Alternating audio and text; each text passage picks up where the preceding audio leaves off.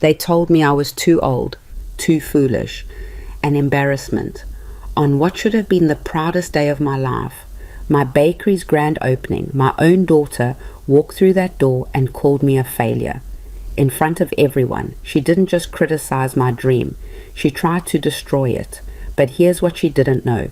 The worst betrayal was still coming, and when it did, it would cost her everything. I'm Evelyn Carter, and this is how I lost my daughter but found myself. Stay until the end. Like and comment what city you're watching from. I want to see how far my story travels. The flour was still under my fingernails when I locked the bakery door for the first time as its owner. 62 years old, and I finally had something that was mine. Not my late husband's, not my daughter's, mine. Carter's Corner Bakery. I'd painted the sign myself, my hand shaking so badly the first R came out crooked. I left it that way. It felt honest. The neighborhood wasn't fancy. Just a tired corner on Maple Street where the hardware store used to be before it closed down. But the rent was something I could almost afford, and the big front window caught the morning light like it was designed for displaying pastries. I'd scrubbed that window until my shoulders ached, until I could see my reflection clearly. A woman with grey streaked hair pulled back in a practical bun, crow's feet that deepened when she smiled, and hands that looked older than the rest of her. Those hands had kneaded dough in other people's kitchens for 40 years. They'd baked birthday cakes for neighbors, wedding cakes for strangers, Christmas cookies for every school fundraiser Lydia had ever been part of. They'd made food that brought people joy, and they'd never been paid what they were worth. Until now. I stood there on the sidewalk that September morning, 3 days before opening day, and let myself feel it. Pride, terror, the specific kind of exhaustion that comes from painting walls at midnight because you can't afford to hire help. My phone buzzed. Lydia. Mom, I really think you should reconsider this whole thing. No hello, no how's the prep going? Just immediate doubt delivered in that tight voice she used when she was trying to sound reasonable. Opening's Friday, I said, watching a bus rumble past. Reconsider what exactly? All of it. I heard her exhale. That particular sigh she perfected somewhere around age 14. You're 62. Do you know what the failure rate is for new restaurants? It's a bakery, not a restaurant. The failure rate is even worse for bakeries, Mom. I looked it up. Of course she did. Lydia looked everything up. She had spreadsheets for her spreadsheets. Her house was the kind of place where the throw pillows matched the curtain tassels, where you took your shoes off at the door without being asked, where everything was controlled and perfect and slowly suffocating. I appreciate your concern, I said, which was what I always said when I meant the opposite. It's not just concern, it's, Mom, you used Dad's life insurance for this. That money was supposed to be your security. This is my security. A bakery on Maple Street in this economy? Her voice went up half an octave.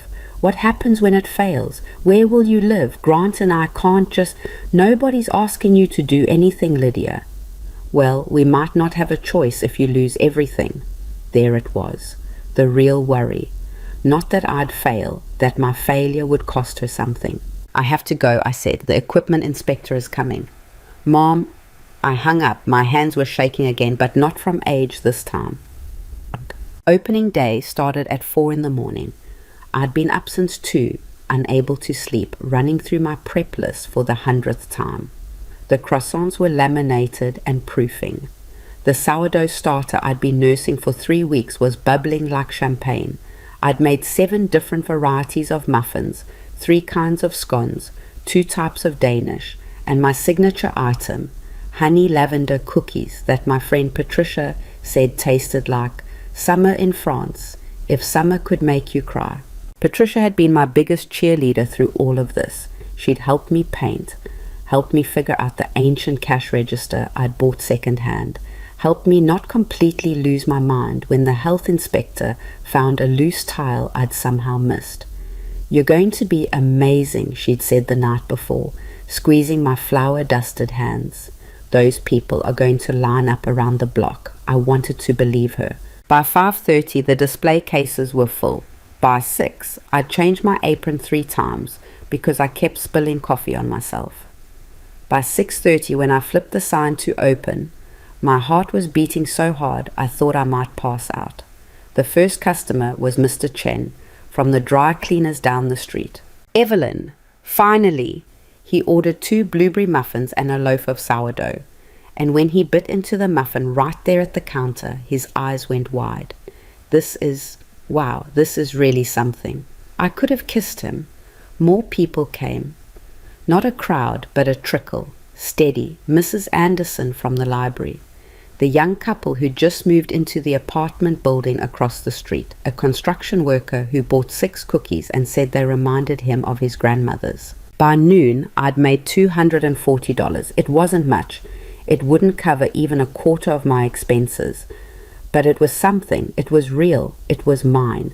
I was refilling the cookie display when the bell over the door chimed. Lydia walked in.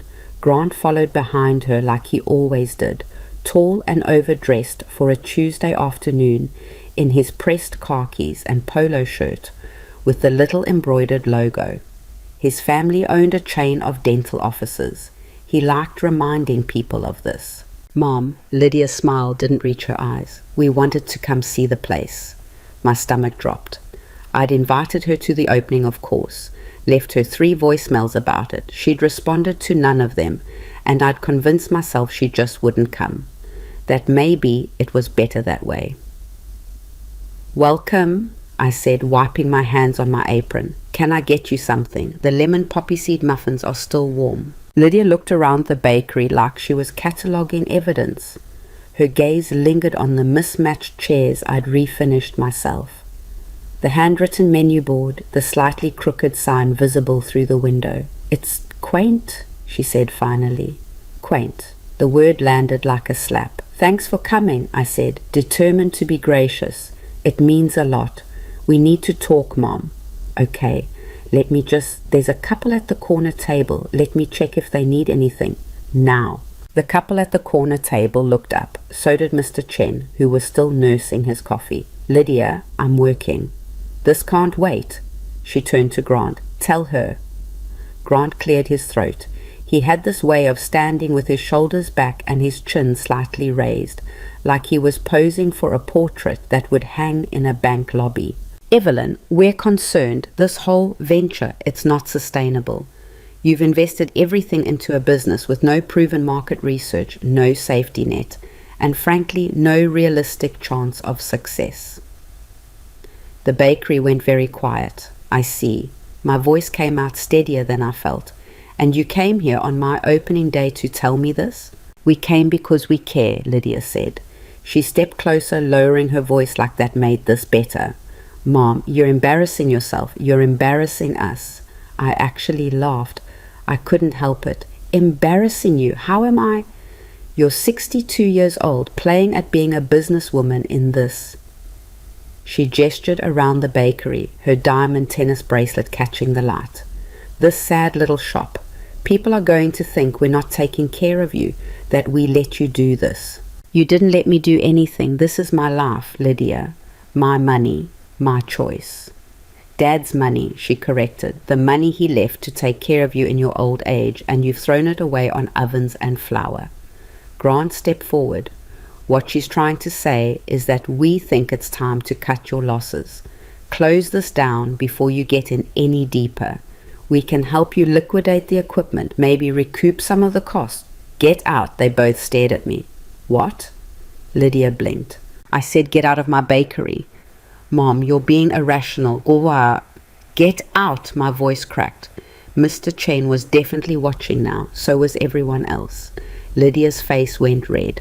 Fine. You want to be stubborn? You want to fail? Go ahead. But don't come crying to us when this whole thing collapses. Don't expect us to bail you out." "I have never asked you for anything," I said quietly. "And you never will, right? Because you're so proud, so independent." She grabbed her purse. "You know what, Mom? You've always been selfish, always. Dad spent his whole life taking care of you, and the second he's gone, you blow through his money on this fantasy." Each word was a knife. "Lydia, we're done. When you're ready to apologize and admit this was a mistake, you know where to find us." She left. Grant followed, but not before giving me one last pitying look that somehow hurt worse than anything Lydia had said. The door chimed. The bell sounded cheerful, oblivious. I stood there behind my counter in my bakery, surrounded by the pastries I'd woken up at 2 a.m. to make, and felt something inside me crack. Mr. Chen cleared his throat. "That muffin really was excellent, Evelyn." I nodded, not trusting my voice. The young couple left a $5 tip on their table, even though they'd only ordered coffee. When the last customer left around 3, I locked the door, turned off the lights, and sat down in the kitchen, surrounded by unsold bread, and tried not to cry. I failed at that too. The next 2 weeks were brutal. Sales didn't pick up. Some days I made barely enough to cover the cost of ingredients. I started cutting corners. Cheaper flour, smaller portions, no more free samples. The quality suffered. I could taste it, even if customers didn't complain. Patricia came by every few days with forced cheerfulness and helpful suggestions I couldn't afford to implement. Maybe run a promotion or get on social media. My niece says TikTok is great for small businesses. I was 62 years old. I didn't even know what TikTok was. Lydia didn't call, didn't text. The silence was worse than her criticism. I'd raised her alone after Robert died when she was 16, worked 2 jobs to keep her in the nice school district, to pay for her college, to give her the wedding she wanted. I'd been there for every milestone, every crisis, every moment she needed me. And now I was an embarrassment. I started waking up at 3 a.m. instead of 4, not to prep, but because I couldn't sleep. I'd lie there doing math in my head, calculating how many weeks I could survive at this rate. 6, 8 if I stopped taking a salary. The hardware store next door had lasted 3 months before closing. Maybe I'd beat that record.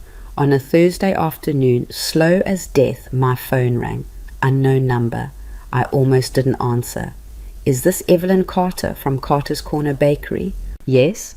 I didn't recognize the voice. Female, young, professional.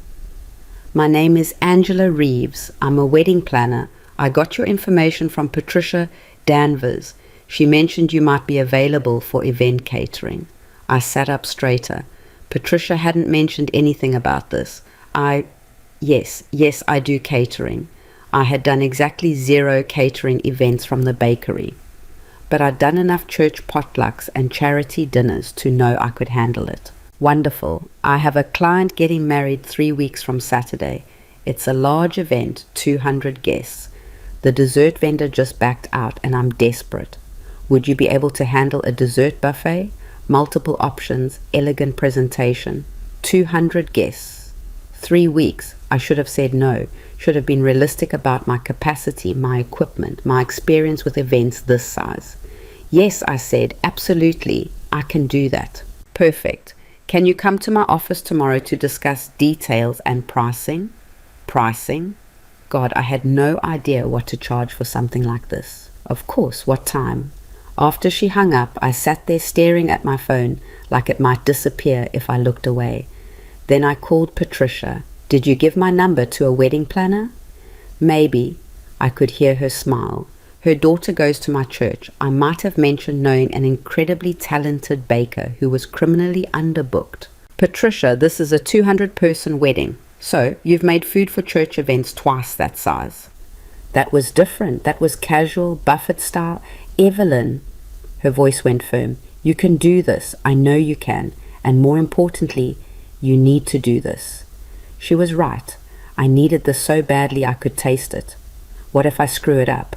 "Then you'll fix it, like you always do." She paused. "When's the meeting?" "Tomorrow at 10. "Good. Wear something nice. Bring samples of your best work. And for God's sake, don't undercharge. These are people who can afford it." Angela Reeves's office was in the nice part of town, the part where the coffee shops had names, like the Daily Grind instead of Joe's Coffee. I felt out of place in my best cardigan, the one with only one small moth hole that I'd hidden with a brooch. But when Angela tasted my honey lavender cookies, her eyes lit up exactly the way Mr. Chen's had. "These are incredible," she said. She was younger than I'd expected, maybe 35, with perfect posture and a tablet instead of a notebook. The bride is going to love these. She specifically requested unique flavors, nothing traditional. We spent an hour going over options. I suggested a dessert bar with 6 different items: the honey lavender cookies, dark chocolate raspberry tarts, lemon curd tartlets, vanilla bean panna cotta, salted caramel brownies, and miniature apple galettes. I can do elegant presentation, I said, showing her photos on my phone from church events. They look more impressive than I remembered. Individual servings, nice plating, decorative elements. What about dietary restrictions? We'll need gluten-free and vegan options. My stomach dropped. I'd never made a successful gluten-free pastry in my life. Of course, I said, not a problem. Angela named a budget that made my hands go numb. It was more than I'd made in the entire 2 weeks the bakery had been open. Is that acceptable? She asked, watching my face.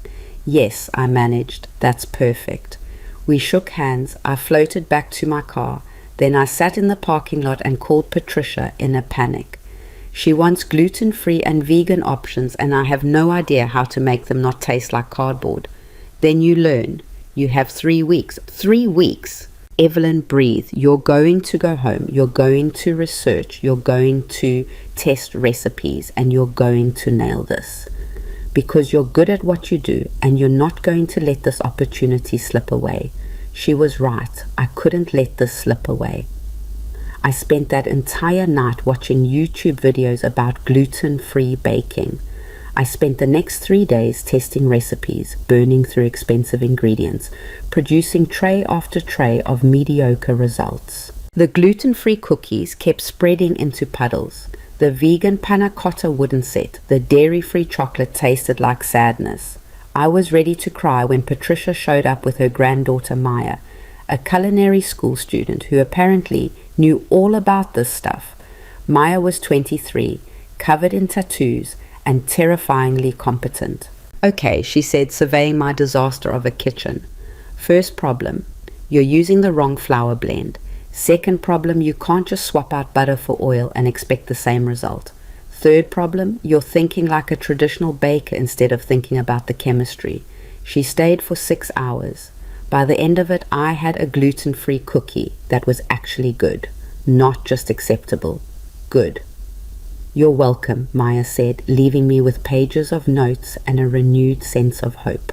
I worked like I hadn't worked in years, 16-hour days, testing and retesting until every recipe was perfect. Patricia came by to taste test, then Mr. Chen, then the young couple from across the street. This is restaurant quality, the young woman said, her eyes wide. Seriously, you could charge a fortune for these. Maybe I could. The week before the wedding, I barely slept. I made list after list, checked my equipment, ordered supplies with money I didn't have on a credit card that was already too close to maxed out. This had to work. It had to. The wedding was at the Riverside Estate, the kind of venue that had a name instead of an address. I'd driven past it before, but never imagined I'd work there.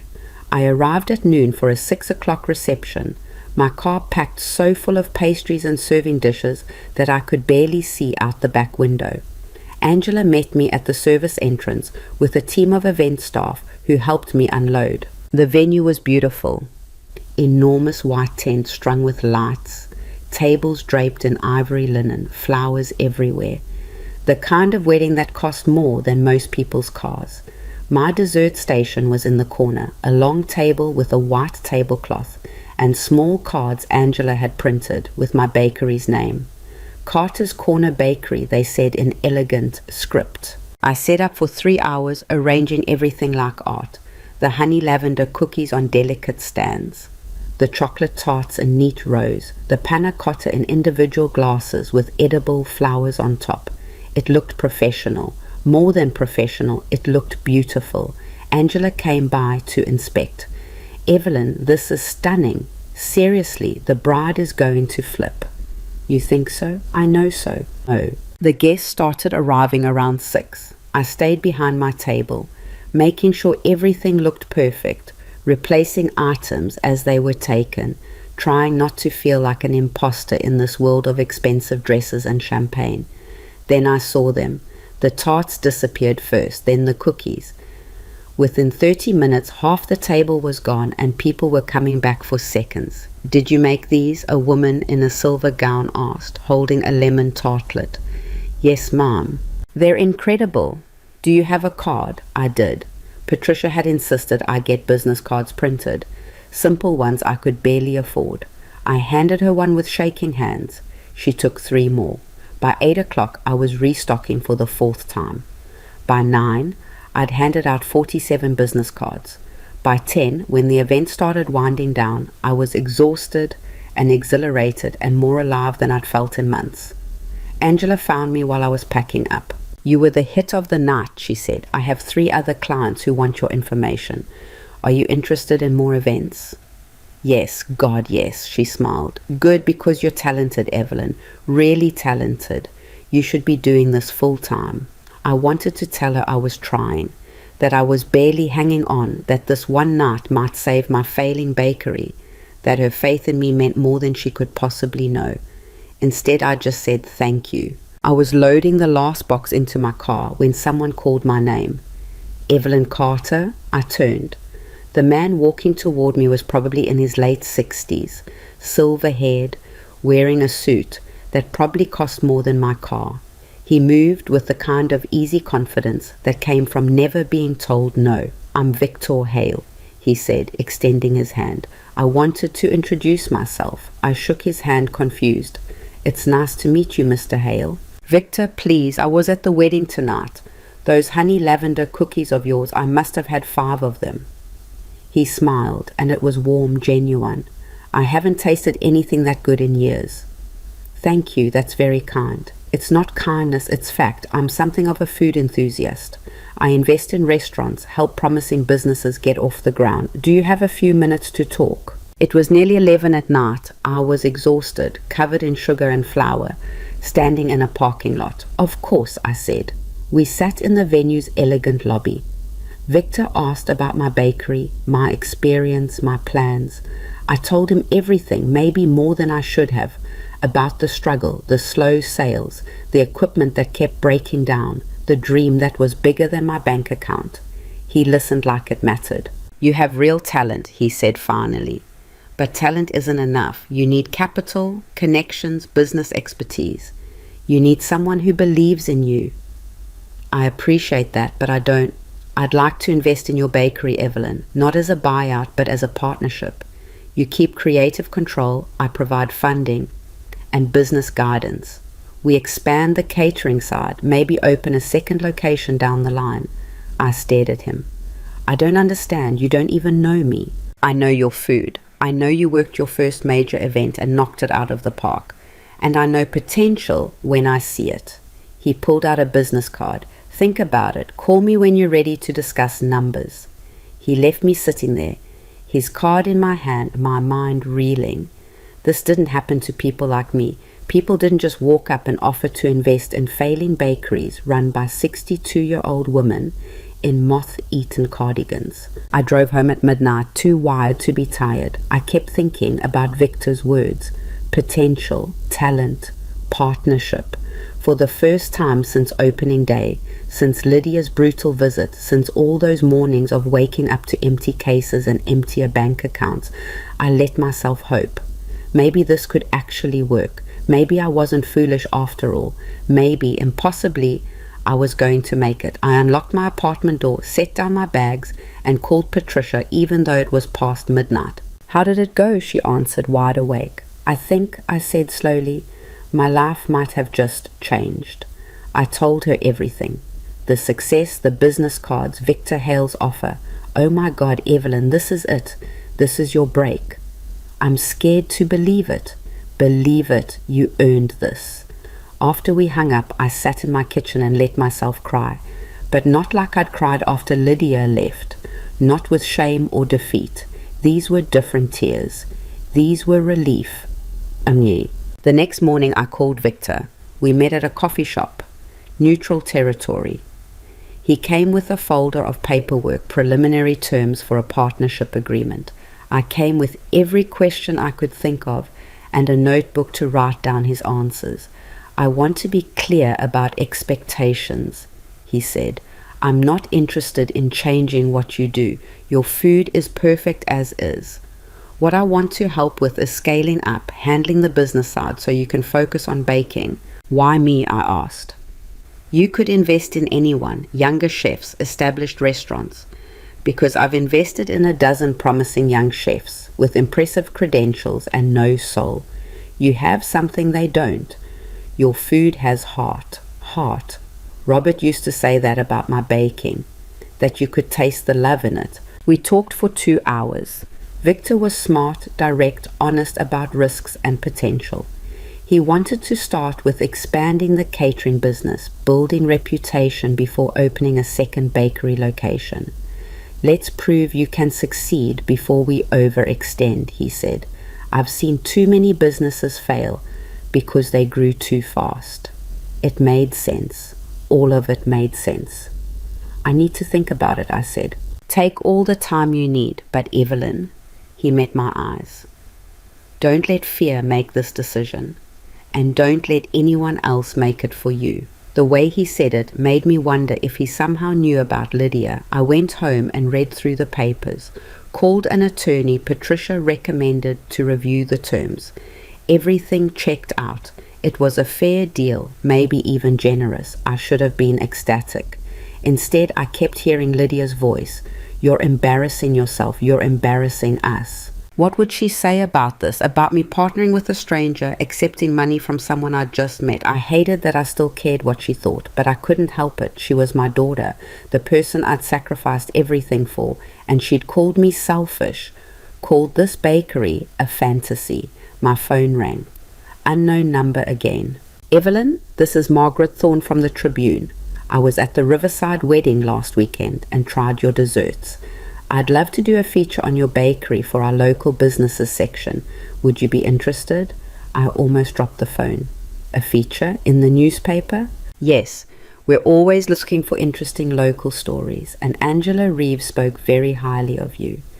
I think our readers would love to learn about a woman who started a bakery at, she paused. Well, later in life than most entrepreneurs. Later in life. That was a nice way of saying old. I'd love that, I said. Thank you. We scheduled it for the following week. After I hung up, I sat there thinking about Lydia reading that article, seeing my bakery in the paper, seeing that maybe, possibly, I wasn't a complete failure after all. Would she apologize? Would she be proud? Or would she find some new way to diminish it? I signed Victor's partnership papers that afternoon, not because I wanted to prove Lydia wrong, not because I wanted revenge or validation, but because I wanted to prove myself right. This was my dream, my risk, my life. And I was done apologizing for it. The Tribune article ran on a Thursday. Patricia brought me 5 copies, her hands shaking with excitement as she spread them across my counter. There I was, front page of the local business section, standing in my bakery with a tray of honey lavender cookies. The headline read, "Never too late, local baker finds success at 62. You look beautiful, Patricia said, tears in her eyes. Professional, successful. I looked tired, if I was being honest. The photographer had caught me mid-morning, flour in my hair, circles under my eyes from another 3 a.m. start. But there was something else in that photo too. Something in my expression I barely recognized. I looked happy. The reporter had quoted Victor. Evelyn Carter is exactly the kind of entrepreneur this city needs. Someone with real talent, authentic passion, and the courage to bet on herself.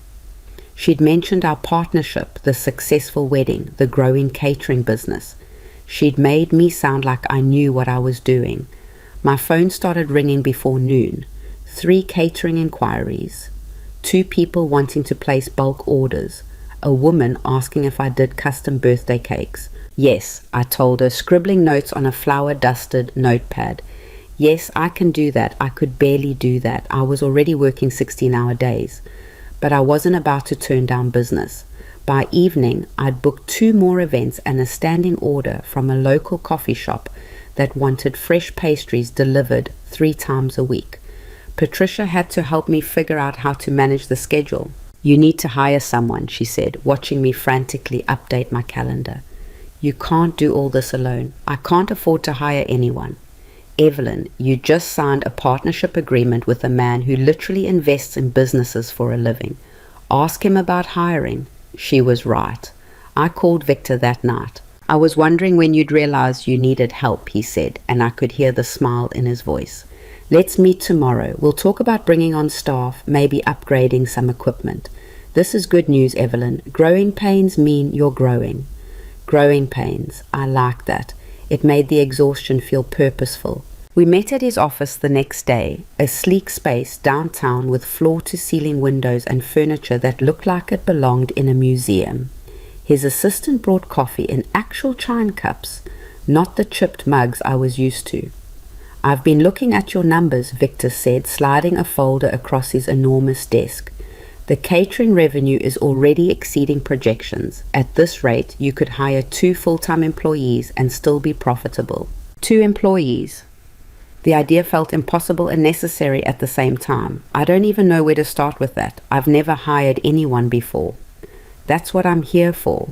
We'll write job descriptions, post listings, do interviews together. You focus on the baking, I'll handle the business infrastructure." It sounded too easy, too good. "Why are you doing this?" I asked. "Really, you barely know me." Victor leaned back in his chair, studying me with those sharp grey eyes. "Can I be honest? Please. My wife died 3 years ago. Cancer. Before that, she'd always wanted to open a bookstore, had plans, a location picked out, the whole dream. But she was afraid of failing, afraid of what people would think, afraid of risking our savings." He paused. "She never did it. And after she died, that regret, it ate at me. All the things she never tried because she was too scared." His voice had gone quiet. I found myself leaning forward. "When I saw you at that wedding," he continued, "working your first major event at 62 years old, putting everything on the line for something you believed in, I saw courage, real courage, the kind my wife never found." He met my eyes. "I can't bring her back, can't give her that second chance, but I can help you succeed, and maybe that counts for something." I didn't know what to say. The honesty of it, the raw pain underneath his composed exterior, it caught me off guard. "I'm sorry about your wife," I managed. "So am I. But she'd have liked you, I think. She'd have liked what you're doing." We spent the next hour going over practical details, but something had shifted between us. The conversation felt warmer, more personal. He asked about my husband, how I'd ended up baking professionally. I told him about Robert, about raising Lydia alone, about all those years of making other people's celebrations beautiful while putting my own dreams on hold. I didn't mention Lydia's visit to the bakery, didn't mention how she'd called me an embarrassment. Some humiliations were too fresh to share. When I left Victor's office that afternoon, I had a plan. Hire a morning baker and a part-time counter person within 2 weeks. Upgrade the mixer and buy a second oven. Raise prices slightly. Victor insisted I was undercharging. "You're not Walmart," he'd said firmly. "You're a premium product, price accordingly." I drove home feeling something I hadn't felt in months. Not just hope, certainty. This was going to work against all odds, against Lydia's predictions, against my own doubts. This was actually going to work. My phone rang as I pulled into my apartment parking lot. Lydia. My stomach clenched. I'd wondered when she'd call, whether she'd seen the article. "Hello? So you're in the newspaper now?" Her voice was tight, controlled, dangerous. "Hi, Lydia. How are you?" How am I? How am I?" She laughed, sharp and bitter. "I'm mortified, Mom. Absolutely mortified." "What are you talking about?" "That article, Never Too Late. Do you know how condescending that sounds? Like you're some kind of inspiration porn for people who want to feel good about old people having hobbies." The words hit like fists, each one carefully chosen to wound. "It's not a hobby," I said quietly. "It's my business. It's doing well, actually. I've booked several. Oh, I know all about your business. Grant's mother called me. She saw the article. She was so excited to tell me about how brave I was being, supporting my elderly mother's little venture. I pulled into a parking space, my hands shaking on the wheel. I'm sorry that embarrassed you. You're not sorry. If you were sorry, you would have shut this down when I asked you to. Her voice cracked. Do you know what it's like? Having people ask me about my mom's bakery? Poor Lydia, having to watch her mother make a fool of herself. Poor Lydia, whose mother won't listen to reason. Lydia, the bakery is succeeding. I've taken on a business partner. I'm hiring employees. A business partner? She went very quiet. What business partner? Something in her tone made me nervous, but I'd already said it. His name is Victor Hale. He's an investor. He came to one of my events and offered to help expand the business. Silence. Long enough that I checked to see if the call had dropped. Mom, her voice had changed completely. Soft now, concerned. Please tell me you didn't sign anything with this man. Of course I signed something. It's a legitimate partnership agreement. I had a lawyer review it and everything. Oh my God, Mom. She sounded close to tears. Do you not see what's happening? Some strange man approaches you out of nowhere, flatters you, offers to invest in your failing business. And you just trusted him? He's not strange. He's a successful businessman. He's helped launch several restaurants in the area. How do you know that? Because he told you. Mom, this is exactly how scammers work.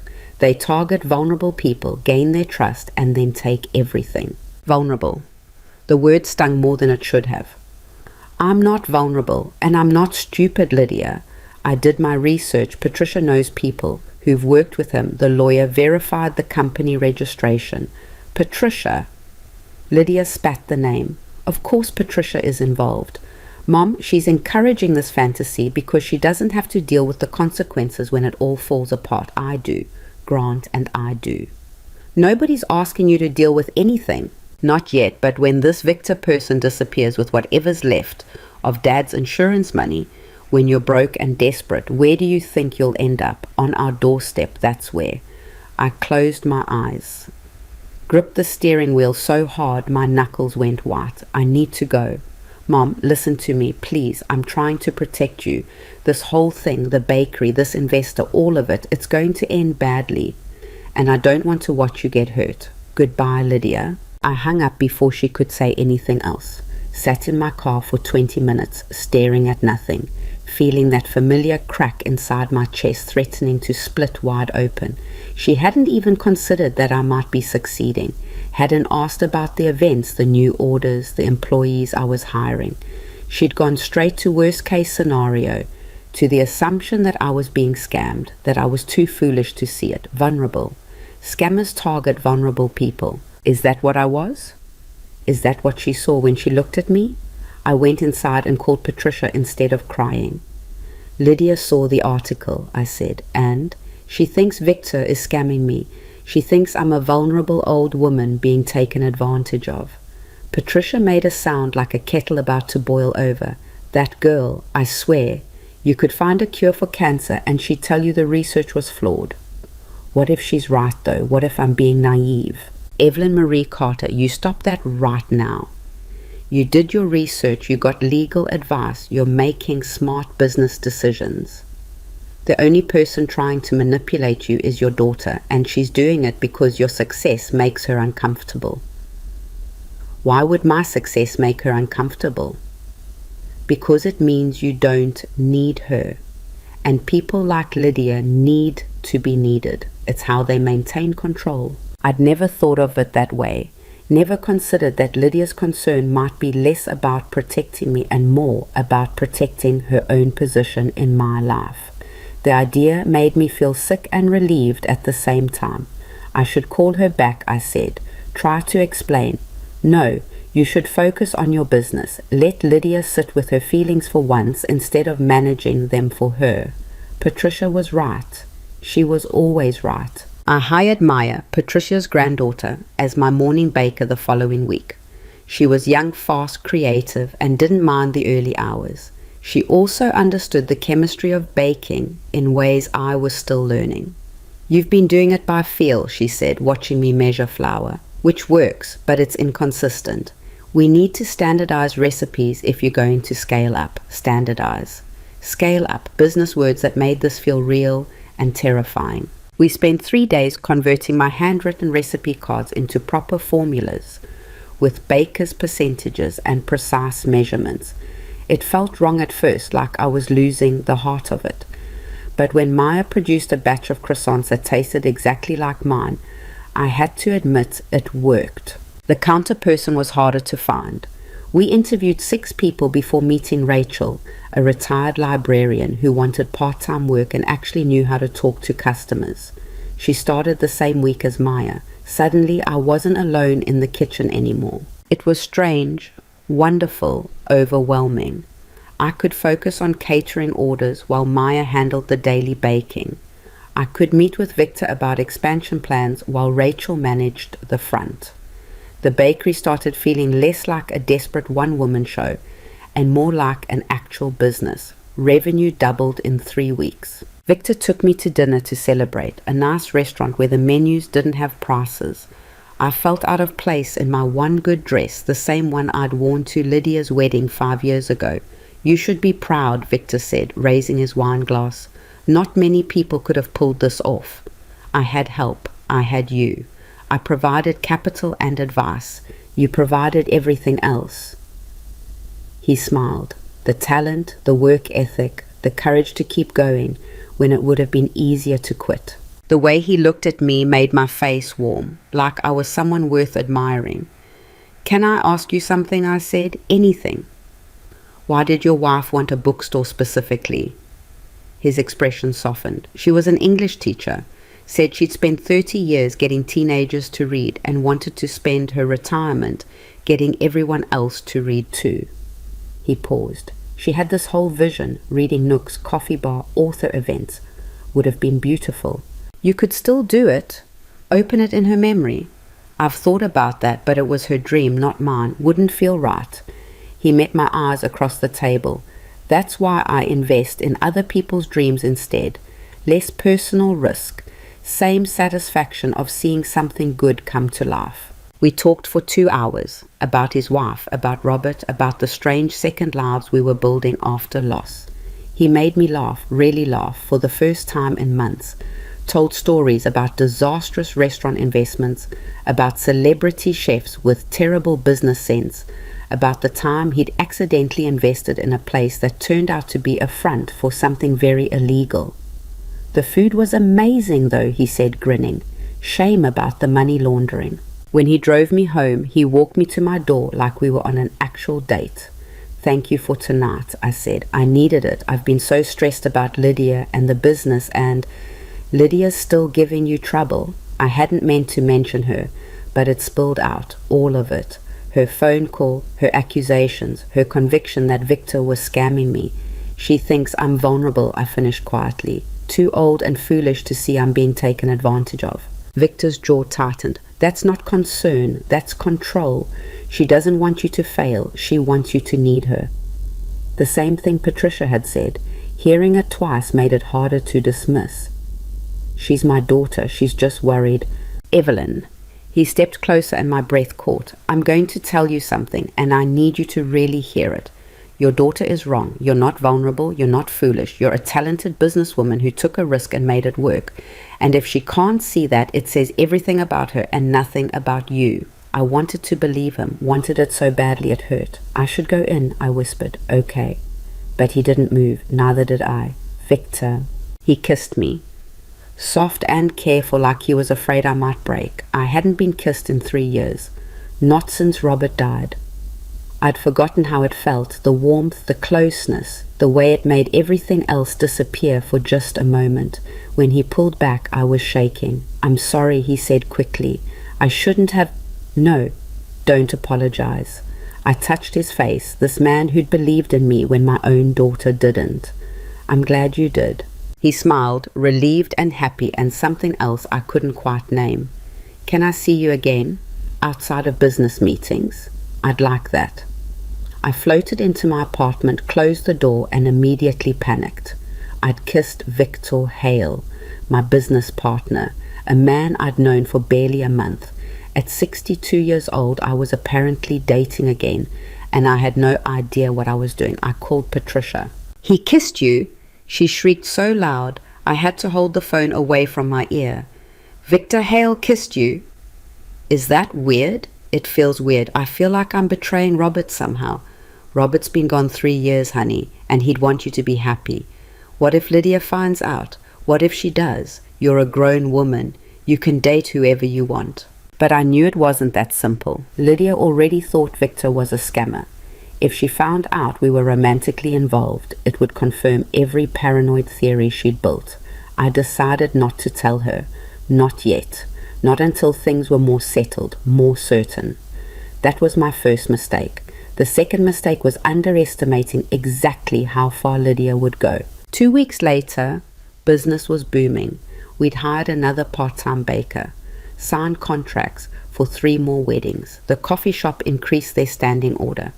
A boutique hotel wanted to feature my pastries in their breakfast service. Victor and I were seeing each other twice a week. Quiet dinners, long conversations, the kind of comfortable companionship I thought I'd never find again. He was kind, attentive, genuinely interested in my thoughts. He made me feel young and valued, and like maybe I deserved good things after all. I should have known it was too good to last. The phone call came on a Tuesday afternoon. Unknown number. "Mrs. Carter, this is Detective Miller with the Fraud Division. I'd like to ask you some questions about Victor Hale." My blood went cold. "I'm sorry, what?" "We've received a complaint regarding Mr. Hale's business practices, specifically his partnership with your bakery. Do you have time to come in and speak with us?" "A complaint? From who?" "I can't disclose that information, but we take financial exploitation of seniors very seriously." Seniors. Like I was some helpless grandmother who couldn't manage her own affairs. There's no exploitation. Victor is a legitimate businessman. We have a proper contract. I'm sure we can clear this all up quickly. Would tomorrow at 10 work for you?" I agreed because I didn't know what else to do. Then I called Victor, my hands shaking so badly I could barely hold the phone. "The police called. Someone filed a complaint about you, about us." He went very quiet. "What kind of complaint?" "Something about fraud, financial exploitation. I don't understand. Victor, is there something you haven't told me?" "No, God, no. Evelyn, I swear to you, my business is completely legitimate. Every investment I've made is documented and legal. This is..." He paused. "Who knew about our partnership besides Patricia and your lawyer?" My stomach dropped. "Lydia," I whispered, "your daughter filed a police report against me. I don't know for sure, but..." "Evelyn, listen to me. This is serious. False reports can damage my reputation, my other business relationships. If she's doing this to scare you, let me talk to her. Let me fix this." I called Lydia immediately. She answered on the first ring. "Did you file a police report about Victor?" "Hello to you too, Mom." "Lydia, did you call the police?" I made a concerned inquiry. There's a difference. A concerned inquiry. They called me in for questioning. They think I'm being scammed. "Because you are." Her voice went sharp. "Mom, I did research. Real research. Victor Hale has been investigated before. There are lawsuits, complaints from previous business partners." "That's not true. I checked his background. You Googled him. I hired a private investigator." The world tilted. "You did what?" "I hired someone to look into his history properly, and Mom, it's bad. 2 failed partnerships in the last 5 years, both ending in lawsuits. Accusations of financial mismanagement. One woman claimed he seduced her to gain access to her family's restaurant." I couldn't breathe. "You're lying." "I have documentation. I'll send it to you right now. Look at it yourself." My phone buzzed. An email from Lydia with a dozen attachments. PDFs of court documents, news articles, legal complaints. I opened them with trembling hands. They were real. Official letterheads, case numbers, everything. "Mom?" Lydia's voice had gone soft, gentle. I know this is hard. I know you wanted to believe in him, but that's how these people work. They find lonely women, romance them, gain their trust, and then bleed them dry. Lonely woman, is that what I was? I need to go. Mom, please, come stay with Grant and me for a few days. Let's figure this out together. You don't have to face this alone. I hung up and stared at the documents on my phone. Victor Hale versus Celeste Morrison. Victor Hale versus Brennan Industries. Pages and pages of legal language I didn't fully understand, but that looked damning as hell. Had I been played? Had everything, the investment, the kindness, the kiss, been a manipulation? I thought about his wife, the story about the bookstore. Had that even been true? My phone rang. Victor. I didn't answer. He called 3 more times, then sent a text. Please let me explain. Those documents are missing context. Evelyn, please. I turned off my phone and sat in my dark apartment, surrounded by everything I'd built, wondering if it was all about to come crashing down. Patricia came over when I didn't respond to her messages, found me still sitting there 2 hours later. Evelyn, honey, what's wrong? I showed her the documents, watched her face change as she read. This doesn't mean what it looks like, she said finally. Lawsuits get filed all the time in business. It doesn't mean he did anything wrong. Lydia hired a private investigator, Patricia. She wouldn't do that unless she really thought, Lydia is trying to control you. She's been trying to sabotage this from the beginning. What if she's right? What if I've been so desperate to prove her wrong that I fell for an obvious con? Patricia grabbed my shoulders, forced me to look at her. Listen to me. I've known you for 20 years. You're one of the smartest, most capable people I've ever met. If Victor was scamming you, you'd know. Trust your instincts. But my instincts had led me here, to a police investigation, to legal documents I didn't understand, to a daughter who thought I was being exploited. Maybe my instincts were wrong. Maybe Lydia had been right all along. I went to the police station the next morning feeling like I was walking to my own execution. Detective Miller was a woman in her 40s with kind eyes and a firm handshake. She led me to a small interview room and offered me coffee I couldn't drink. Mrs. Carter, thank you for coming in. I know this must be stressful. Can you tell me what this is about specifically? We received information that Victor Hale may be engaging in financial exploitation of a senior citizen. That would be you. I'm not being exploited. We have a legitimate business partnership. She opened a folder. Can you tell me how you met Mr. Hale? I explained everything, the wedding, the investment offer, the contract I'd had reviewed by a lawyer. And you're also romantically involved with Mr. Hale. My face burned. How did you? The complaint mentioned that. Mrs. Carter, I'm not here to judge your personal life, but you should know that combining business and romance can create complicated situations, especially when there's a significant financial power imbalance. Power imbalance. Another way of saying I was vulnerable. Victor has been nothing but supportive, I said firmly. He's helped my business succeed. I'm making more money now than I ever have. And how much of your own money have you invested in this partnership? I don't understand. Have you given Mr. Hale any money, paid fees, made investments, contributed capital beyond your initial business? No, he invested in me, not the other way around. She made a note. And the nature of your romantic relationship, did that begin before or after the business partnership? After. Several weeks after. More notes. I felt like I was being dissected. Mrs. Carter, I'm going to be direct with you. The person who filed this complaint provided documentation of Mr. Hale's previous business relationships. There's a pattern of partnerships with vulnerable individuals that end in financial disputes. I'm not vulnerable, I said for what felt like the 100th time. You're a 62-year-old widow who started a business with her late husband's life insurance money. You had no prior business experience. Mr. Hale approached you after a single catering event and quickly established both a business and romantic relationship. Can you see why someone might be concerned? Put that way, it did sound bad. It sounded exactly like what Lydia had said. A lonely old woman being taken advantage of. Those lawsuits, I said quietly, are they real?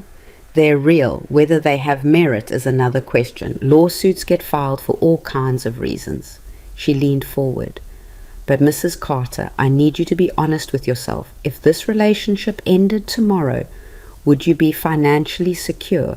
Or has Mr. Hale positioned himself in a way that makes you dependent on him? I thought about it, really thought about it. The partnership agreement gave him 40% of the business, but I maintained creative control, and the capital he'd invested was structured as a loan that would convert to equity over time. If we split tomorrow, I'd still own my bakery. I'd just owe him money. I'd be okay, I said. I'd be in debt, but I'd still have my business.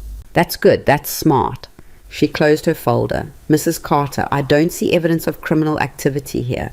What I see is a business relationship that may or may not be wise, but isn't illegal. However, I'd encourage you to protect yourself. Get a second opinion on that contract from another attorney. Keep your finances separate. And be cautious about mixing business with romance. So this is over, the investigation. Unless new information comes to light, yes, but please be careful. I left the station feeling hollowed out and confused.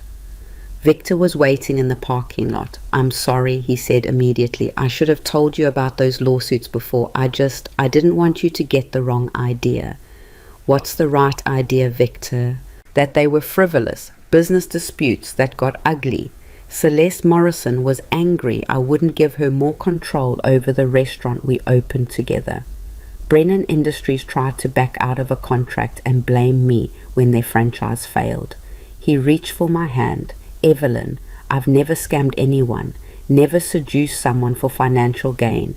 Everything with you has been real. I wanted to believe him, but Lydia's words kept echoing. That's how these people work. I need time, I said, to think about all this. His face fell. How much time? I don't know. I drove to Lydia's house without calling first. She answered the door, looking surprised and relieved. Mom, thank God, come in, please. Her house smelled like expensive candles and fresh paint. Everything was perfect, like always, like a magazine spread that nobody actually lived in. Grant appeared from the kitchen. Evelyn, good to see you. It wasn't good to see him, but I nodded anyway. Can we talk? I asked Lydia. Privately? We went to her home office, all white furniture and organized shelves. She closed the door and turned to face me. I know you're angry, she started. You filed a police report. You hired a private investigator without talking to me first because you wouldn't have listened. Mom, you're so caught up in this fantasy that you can't see what's right in front of you. What fantasy, Lydia? The one where I'm successful, where I'm happy. The one where some man actually wants you for you and not your money. The words hung in the air like poison. I stared at my daughter, this woman I'd raised, sacrificed for, loved with everything I had, and saw a stranger. You really think that's impossible, I said slowly, that someone could want me, love me, see value in me beyond what I can give them? Mom, that's not, I didn't mean, yes, you did. You meant exactly that. I walked out of her office, through her perfect house, past Grant, who was pretending not to listen. Lydia followed me to the door. Mom, wait, please, I'm trying to protect you. No, you're trying to protect yourself from the possibility that I don't need you anymore. I left her standing there and drove home with tears streaming down my face. But they weren't sad tears, not anymore. They were angry tears, clarifying tears, the kind that burn away everything except the truth. And the truth was this: my daughter didn't believe in me. Maybe she never had, but I was starting to believe in myself, and that was going to have to be enough. I didn't speak to Victor for 3 days. He called, texted, left voicemails that started confident and ended desperate. I listened to each one twice, trying to hear what was real and what might be performance. Evelyn, please, just let me show you the truth. I can explain every lawsuit, every complaint. They're not what they look like. Maybe they weren't. Or maybe I was exactly as foolish as Lydia thought. Patricia stopped by the bakery on the 4th day, found me elbow deep in pie dough, working out my confusion with my hands. You're avoiding him, she said, not asking. I'm thinking. You're spiraling. There's a difference. She sat down at the counter, uninvited. Talk to him, Evelyn. Hear his side. What if his side is just more lies? What if it's not? What if you throw away something real because your daughter planted enough doubt to poison it? I slammed the dough harder than necessary. She showed me court documents, Patricia. Lawsuits. Real ones. I know. I looked them up too. She pulled out her phone, scrolled through something. The Celeste Morrison case, dismissed. Judge ruled she'd violated their partnership agreement by trying to force Victor out. The Brennan Industries thing. They settled. Brennan paid Victor damages for breach of contract. I stopped needing. What? The lawsuits exist, but Lydia showed you the complaints, not the outcomes. She showed you one side of the story and let you fill in the rest with your worst fears. Patricia's voice went hard. That's manipulation, honey. Textbook manipulation. My hands were shaking again. Flour everywhere. Why would she do that? Because she's scared. Because you're building something she can't control. Because the more successful you become, the less you need her, and that terrifies her. I wanted to argue, to defend my daughter, explain that she was just worried, just protective, but the words stuck in my throat because Patricia was right. Lydia hadn't asked if I was happy, hadn't asked if Victor treated me well, if the business was thriving, if I felt safe. She'd gone straight to worst case scenario, hired investigators, called the police.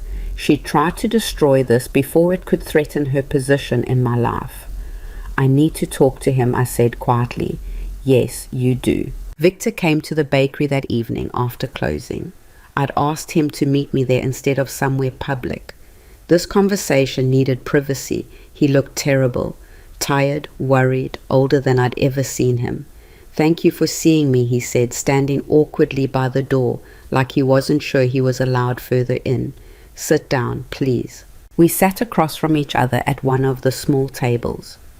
The same tables where Lydia had humiliated me on opening day. The memory made me angry all over again. I looked up those lawsuits, I said. The outcomes, not just the complaints. His eyes widened. You did? Patricia helped.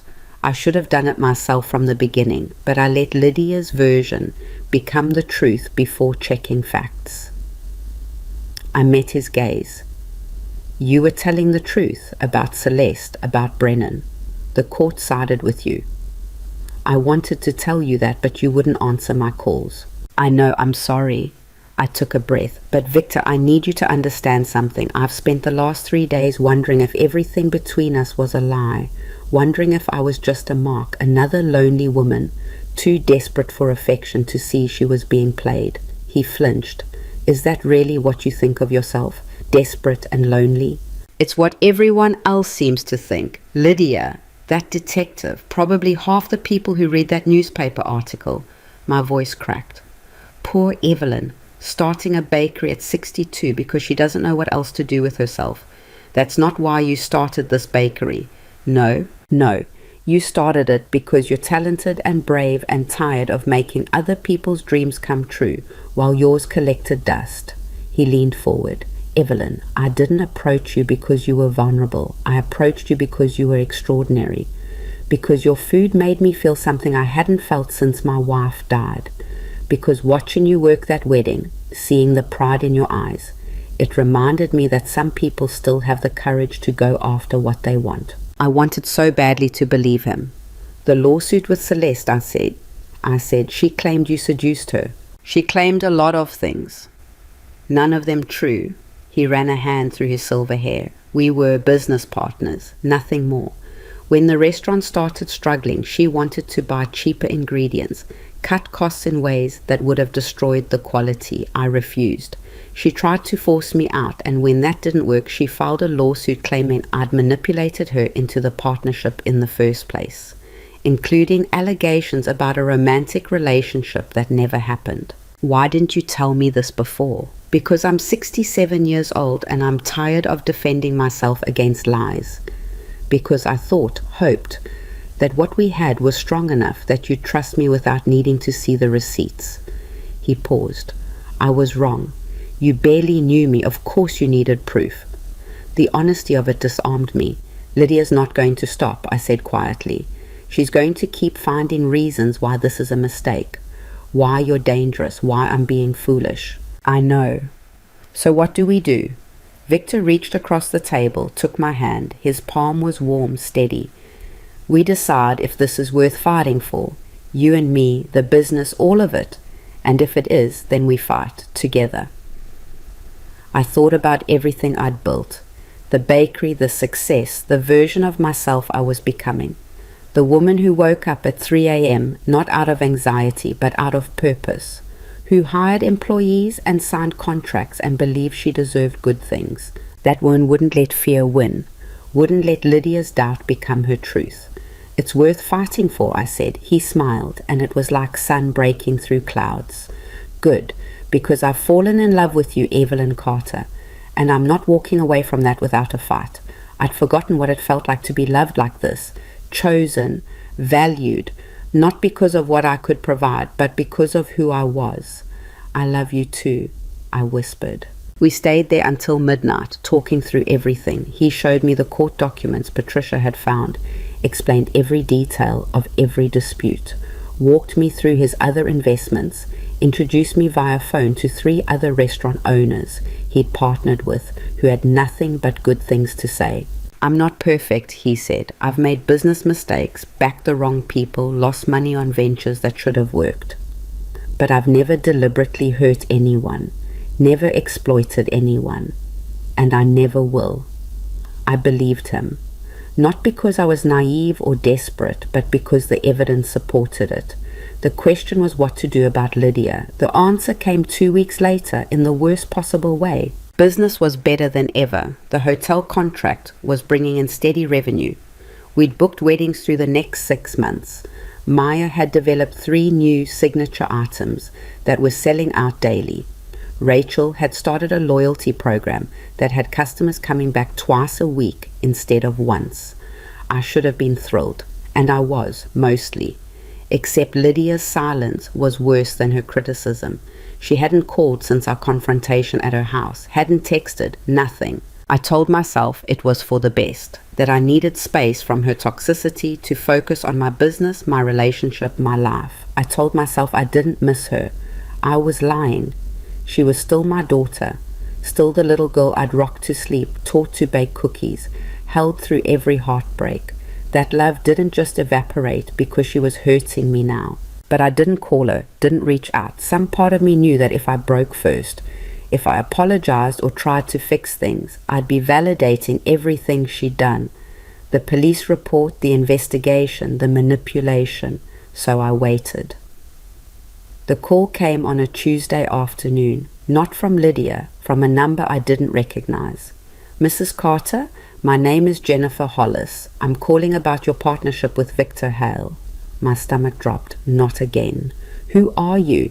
I'm someone who was hurt by Mr. Hale, financially and personally, and I think you deserve to know the truth about who you're involved with. I almost hung up, almost. I've heard this before, from my daughter, from the police. I've seen the lawsuits. I know about the complaints. Those aren't the only ones. Her voice was soft, sad. There are others. Women he didn't bother taking to court because they couldn't afford to fight back. Women like me. I don't believe you. I didn't think you would. That's why I'd like to meet in person. I have documentation, photos, proof that Victor Hale has a pattern of targeting older women with money or assets, romancing them, gaining control of their finances, and disappearing once there's nothing left to take. My hands went cold. He's not. Please, just meet with me, 1 hour. If you still think I'm lying after that, I'll leave you alone. But you deserve to know what kind of man you're trusting with your business and your heart. I should have said no, should have hung up, blocked the number, told Victor immediately. Instead I said, where? We met at a coffee shop across town, far from the bakery, far from anywhere someone might recognize me. Jennifer Hollis was late 50s, well-dressed, with the kind of face that had probably been beautiful before sadness carved lines into it. She ordered nothing, just sat down across from me with a manila folder that looked obscenely official. "Thank you for coming," she said. "Just show me what you have." She opened the folder. Inside were photos, Victor with a woman I didn't recognize. They were laughing, holding hands, looking at each other the way Victor looked at me. "That's me," Jennifer said quietly. 4 years ago. Victor and I were together for 8 months. He invested in my late husband's architecture firm, which I was trying to keep running after he died. Told me he believed in me, that we'd build something amazing together. My mouth was dry. What happened? He convinced me to take out loans to expand. Said his other investments were temporarily tied up, but the money would come through soon. It didn't. The expansion failed. I lost the business, the building, everything. By the time I realized what was happening, Victor was gone, moved on to his next project. She showed me more documents, loan agreements with Victor's signature, bank statements showing large withdrawals, an email chain that made my skin crawl. Victor making promises that sounded exactly like the ones he'd made to me. He does this, Jennifer said. Finds women who are grieving, vulnerable, trying to prove something. He makes them feel special, capable, loved, and then he takes everything. I couldn't breathe. The coffee shop was too hot, too small, too loud. Why are you telling me this now? Because I saw your newspaper article, saw his name, saw that he was doing it again. And I couldn't just watch another woman lose everything like I did. She reached across the table, grabbed my hand. Please, get out now, before it's too late. Whatever he's promised you, it's a lie. Whatever you think you have with him, it's not real. I pulled my hand away, stood up so fast my chair scraped loudly against the floor. I need to go. Mrs. Carter. I said I need to go. I made it to my car before the tears came. Sat there in the parking lot shaking, staring at nothing. This couldn't be real. Jennifer Hollis had to be lying, had to be another person Lydia had paid to scare me, had to be, but those photos were real, those documents were real, and Victor's face in those pictures looked exactly like it did when he looked at me. I drove to Victor's office without calling first, walked past his assistant's protest, pushed open his office door. He looked up from his computer, surprised. "Evelyn, what's wrong?" "Who's Jennifer Hollis?" The color drained from his face. That's all I needed to see. The truth was written there in the shock and guilt and fear. "You know her," I said flatly. "Evelyn, let me explain. You told me you'd never exploited anyone, never seduced someone for financial gain. You looked me in the eye and said that." "It wasn't like that with Jennifer. She's twisting what happened. She has photos, Victor, documents, emails from you making the exact same promises you made to me." My voice was rising, breaking. "Tell me she's lying. Tell me those documents are fake." He stood up, came around the desk. "The documents are real, but the context..." "Oh my God," I stepped back. "It's true, all of it. No, Jennifer and I had a relationship, yes, and I invested in her business. But it failed on its own, not because of anything I did. She's been bitter ever since, blaming me instead of taking responsibility for her own bad decisions. Stop. Just stop." I was crying now. Couldn't help it. How many have there been? How many women like me? There haven't been any women like you. How many, Victor? He went silent, and in that silence I heard everything I needed to know. "I trusted you," I whispered. "I defended you to my daughter, to the police, to myself. I chose you over my own family because I believed you were different, that I was different, that this was real." "It is real, Evelyn. What we have is a business partnership I'm terminating immediately, and a relationship that's over." I turned toward the door. "Wait," he grabbed my arm. Not hard, not threatening, but I jerked away like he'd burned me. "Please, don't do this. Don't let her poison what we've built. You poisoned it the moment you lied to me about your past." I met his eyes one last time. "I'll have my lawyer contact you about dissolving the partnership. Don't call me. Don't come to the bakery. We're done." I walked out of his office, past his assistant, who was definitely eavesdropping, out to my car. Drove home on autopilot, my mind a white noise of shock and grief and rage. I'd been right the first time. This was too good to be true, and I'd been exactly as foolish as everyone thought. Patricia was waiting at my apartment when I got there. I'd called her from the car, barely coherent, and she'd dropped everything to come over. "Tell me everything," she said, pulling me inside. I told her about Jennifer, the photos, Victor's face when I confronted him. "So it's true," I finished numbly. "He's done this before, multiple times probably, and I was just the latest mark." Patricia's jaw was tight. Did he admit to scamming Jennifer? He said it wasn't like that, but he didn't deny the relationship or the investment. So we have his word against hers about what actually happened. "Patricia, I saw the photos, the emails. It's the same pattern. Or it's a pattern of Victor investing in struggling businesses that sometimes fail. Evelyn, correlation isn't causation." She grabbed my shoulders. "I'm not saying he's innocent. I'm saying don't let one person's story override everything you know about him. You think Jennifer is lying? I think someone who shows up out of nowhere with a convenient horror story right when your business is taking off is suspicious as hell." She pulled out her phone. "What was her last name again?" "Hollis. Jennifer Hollis." Patricia typed, scrolled, frowned. "There's no Jennifer Hollis with a connection to Victor Hale anywhere online. No lawsuits. No news articles. Nothing." She said she couldn't afford to fight back legally. Then how did she know about your partnership? How did she find you? The newspaper article mentioned Victor's name once, didn't include his company or contact information. Patricia's eyes went hard. "How exactly did Jennifer Hollis track you down, Evelyn?" My stomach dropped. "Oh God, call her back right now." I pulled out the number, called it with shaking hands. It rang twice. Then a familiar voice answered. "Hello?" Not Jennifer Hollis. Lydia. The world stopped. "Mom," Lydia said, dropping the fake voice. "Did you meet with her? Did she show you the documents?" I couldn't speak, couldn't think, could barely breathe. "Mom, I know you're angry, but this was necessary. You wouldn't listen to me, wouldn't listen to the police. I had to make you see the truth about Victor." I hung up, sat there staring at my phone, while Patricia watched with murder in her eyes. "Your daughter," Patricia said slowly, carefully, "hired someone to pretend to be Victor's victim." "Yes. She fabricated evidence, faked photos and documents, created an entire fake person to destroy your relationship and your business partnership." "Yes. Evelyn." Patricia's voice cracked. "That's not protection. That's sabotage. That's... I don't even have words for how messed up that is." I still couldn't speak. The betrayal was too big, too complete. It filled my chest until there was no room for air.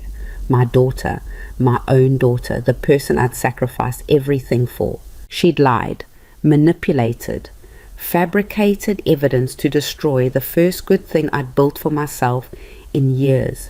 Not because she was protecting me, because she wanted control. My phone rang. Lydia again.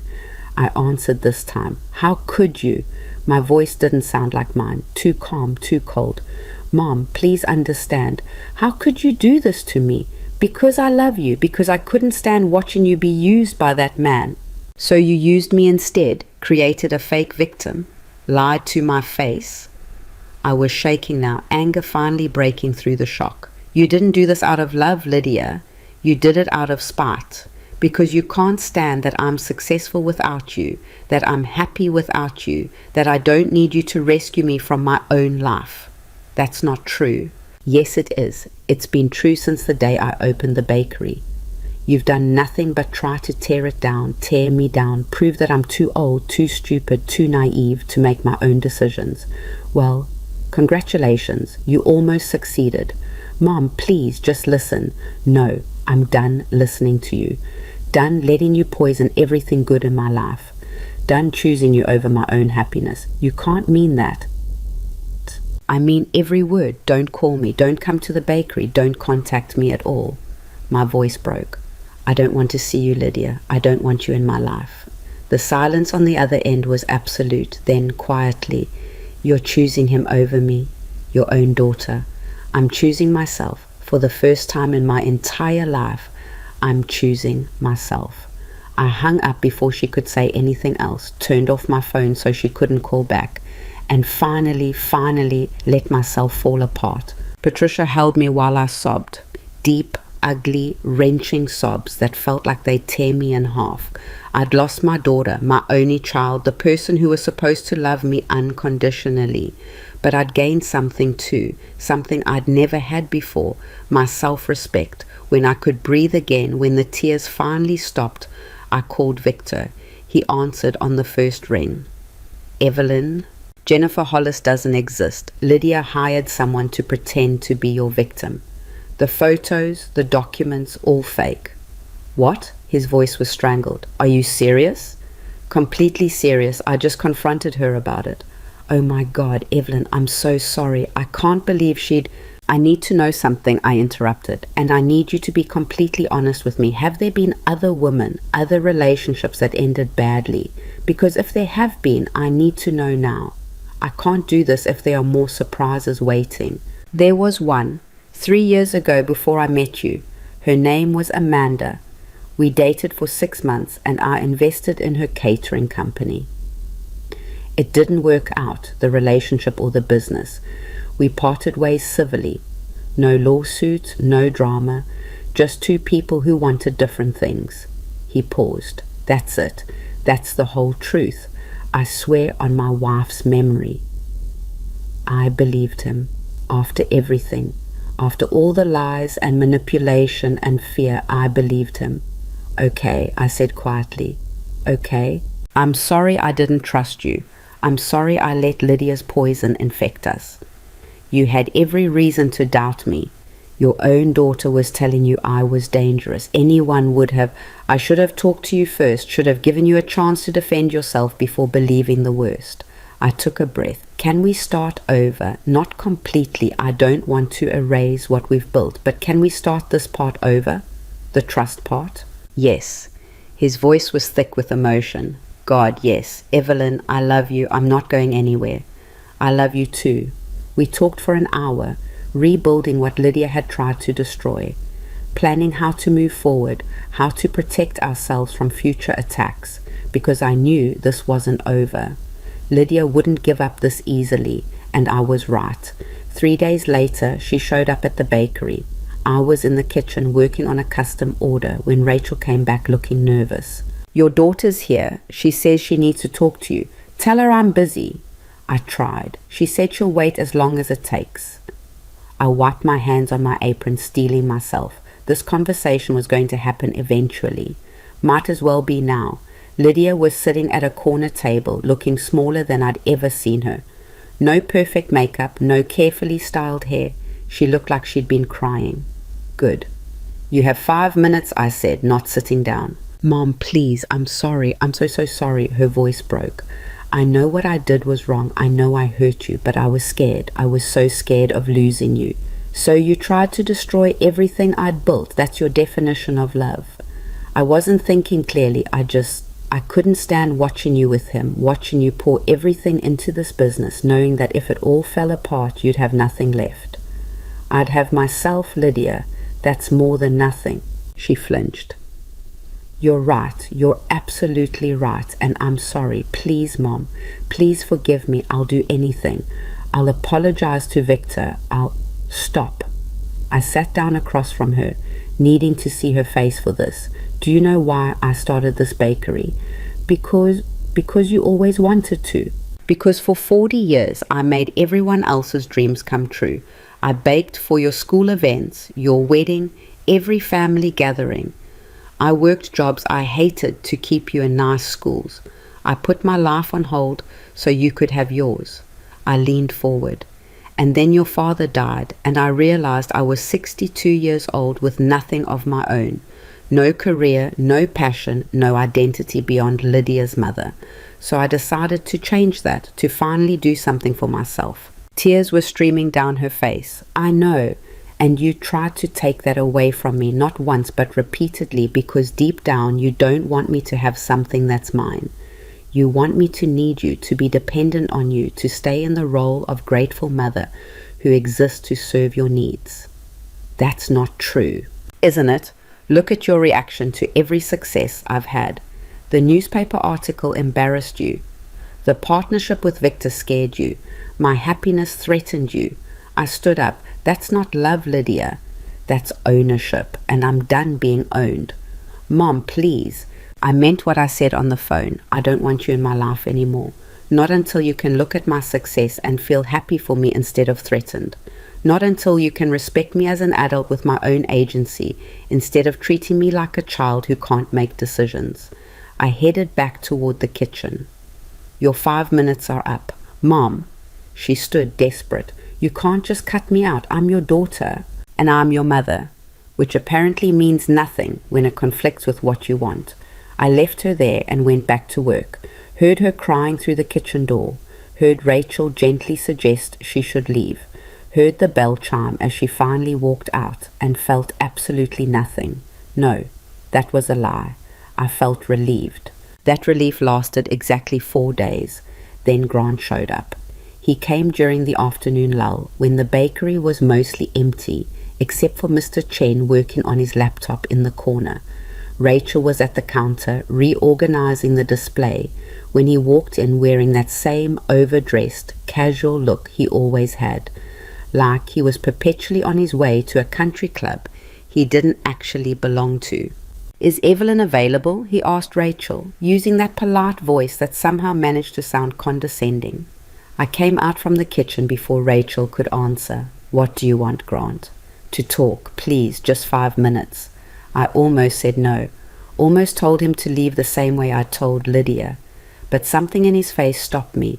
He looked genuinely worried. Not the performative concern he usually wore like an expensive watch, but actual human worry. Fine, 5 minutes. We sat at the same table where I'd confronted Lydia. Grant folded his hands on the tabletop, a gesture I recognized from every uncomfortable conversation we'd ever had. Lydia's not doing well, he said. That's not my problem. She's barely eating, barely sleeping. She had a panic attack at the grocery store yesterday, full breakdown in the cereal aisle. The manager had to call me to come get her. I felt nothing. Or maybe I felt something and was working very hard to bury it. I'm sorry she's struggling, I said carefully. But what she did was wrong, completely wrong. I told her that. He leaned forward. Evelyn, I'm not here to defend what she did. The fake victim thing was insane. I didn't even know about it until after you found out. She did that entirely on her own. And the police report, the private investigator, did you know about those? His silence was answer enough. You knew, I said flatly.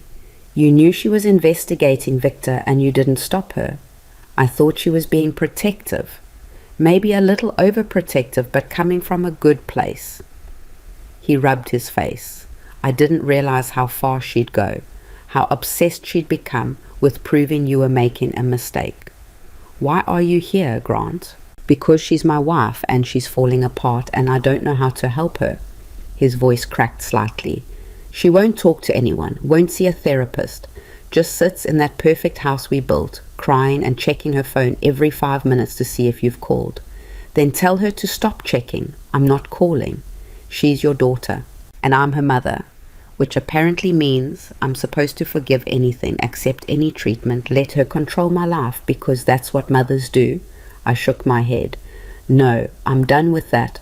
Grant looked at me like he was seeing me for the first time. You've changed. Yes, I have. I grew a spine. That's not... He stopped, regrouped. Look, I know Lydia was wrong, but she's terrified, Evelyn. Terrified of losing you. Terrified you'll get hurt. Terrified this whole thing will blow up and she'll have to watch you suffer. Those are her fears to manage, not mine to accommodate. She's also terrified you'll die. The words landed like stones. What? Your health. She's convinced something's wrong with your health and you're not telling her. She keeps saying you look tired, you're losing weight, you're working yourself to death with these 16-hour days. He met my eyes. Are you? Sick, I mean. I'm 62 and running a business. Of course I'm tired, but I'm not dying, Grant. I'm living. Maybe for the first time in decades, I'm actually living. Try telling her that. She's convinced this whole bakery thing is you having some kind of late life crisis. that you're going to work yourself into a heart attack and die alone in your kitchen because you pushed everyone away. I stood up. My 5 minutes are up. Evelyn, please. No, you came here to make me feel guilty, to manipulate me into reaching out to Lydia because she's struggling. Well, I struggled too. I struggled when she called me an embarrassment on my opening day. I struggled when she filed a false police report. I struggled when she fabricated an entire fake victim to destroy my relationship. My voice was rising. Mr. Chen was definitely listening now. And where was Lydia then? Where was her concern for my feelings, my health, my well-being? Grant had no answer for that. Tell your wife she needs professional help. Tell her I hope she gets it. But tell her I meant what I said. I don't want contact until she can respect me as an adult with agency over my own life. I walked towards the kitchen. And Grant, don't come back here. You're not welcome anymore either. I heard him leave, heard the bell chime, went back to work and tried to ignore the small voice in my head whispering that maybe I was being too harsh. That maybe a good mother would forgive, would reach out, would sacrifice her own peace for her daughter's comfort. That voice sounded suspiciously like Lydia.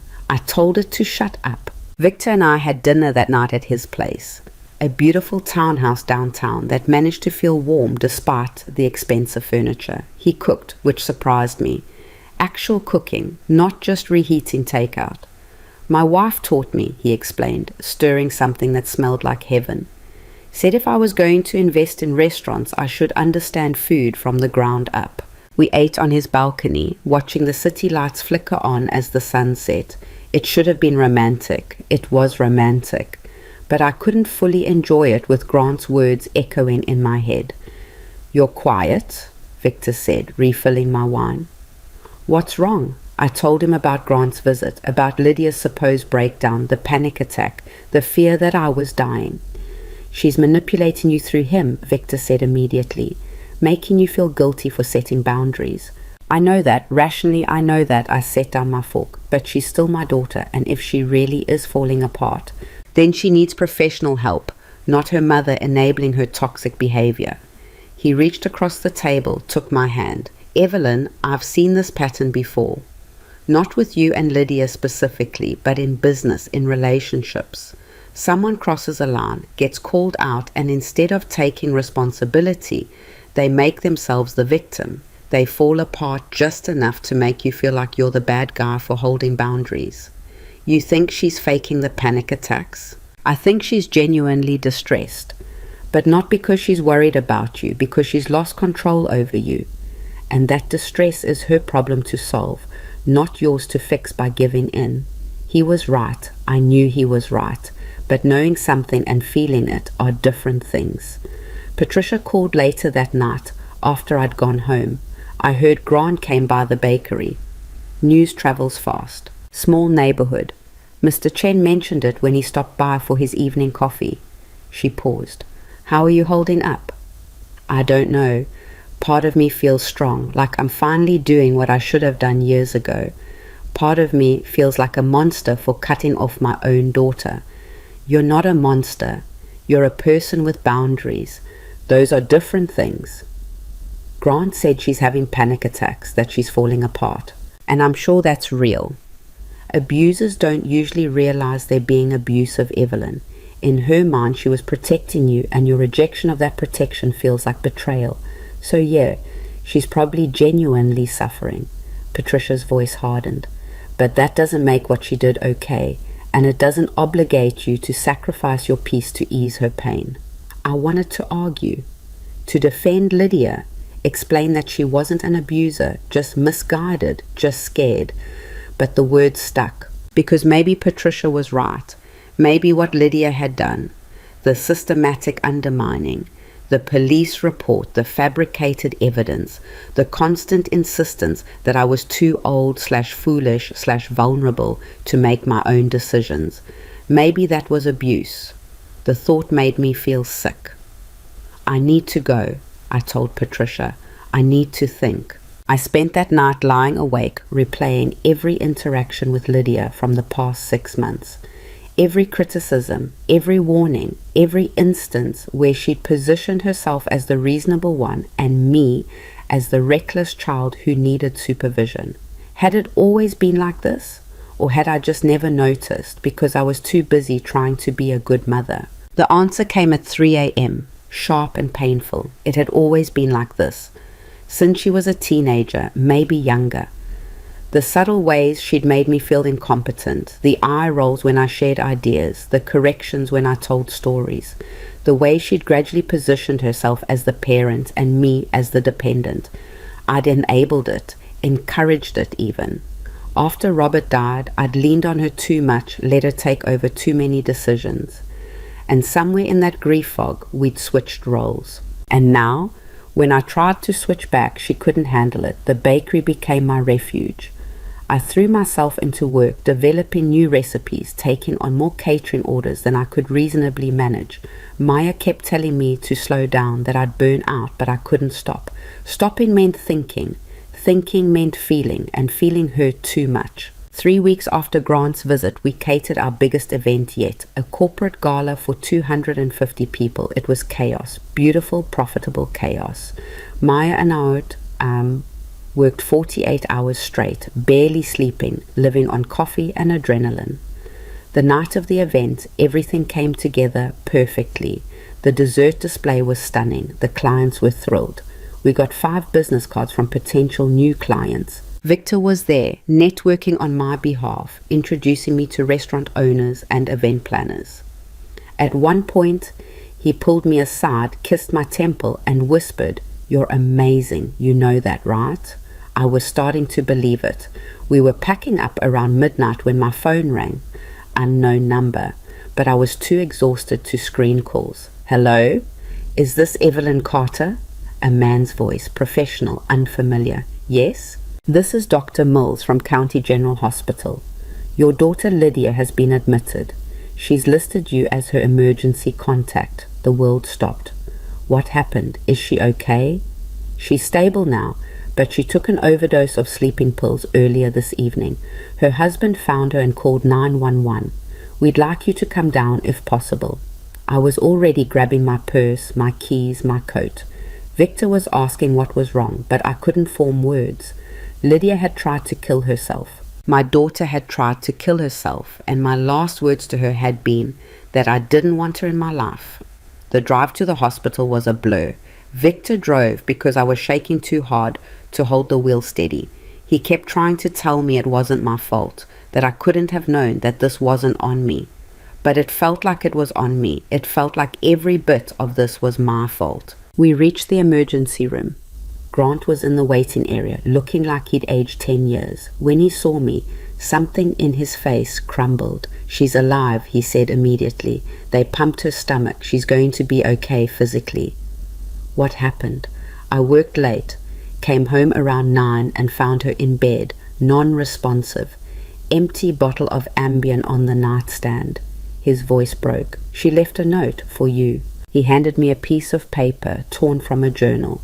Lydia's handwriting, shaky and wrong. "Mom, I'm sorry I wasn't enough. I'm sorry I couldn't protect you from yourself. I hope you're happy with your choices. Love always, Lydia." I read it 3 times. Each time it felt more like an accusation than an apology. "Can I see her?" I asked. Doctor said family only, and only for a few minutes. She sedated. I went back alone, leaving Victor in the waiting room. A nurse led me to a small room where Lydia lay in a hospital bed, looking small and pale and broken, tubes and wires everywhere, a heart monitor beeping steadily. I sat down in the chair beside her bed and took her hand. "I'm here," I whispered. "I'm here, baby. I'm here." She didn't wake up, didn't move, just lay there breathing, alive but absent. And I sat there crying, mourning the relationship we'd had, the relationship we should have had, the relationship we'd probably never have. Because even through the fear and guilt and love, one thought kept circling back. This was manipulation too. The note wasn't a suicide note. It was a blame note. "I'm sorry I couldn't protect you from yourself." Not, "I'm sorry for what I did." Not, "I'm sorry for lying." Just one final attempt to make me the villain in her story. And it had almost worked. I stayed until dawn. Grant came in a few times, silent and shell-shocked.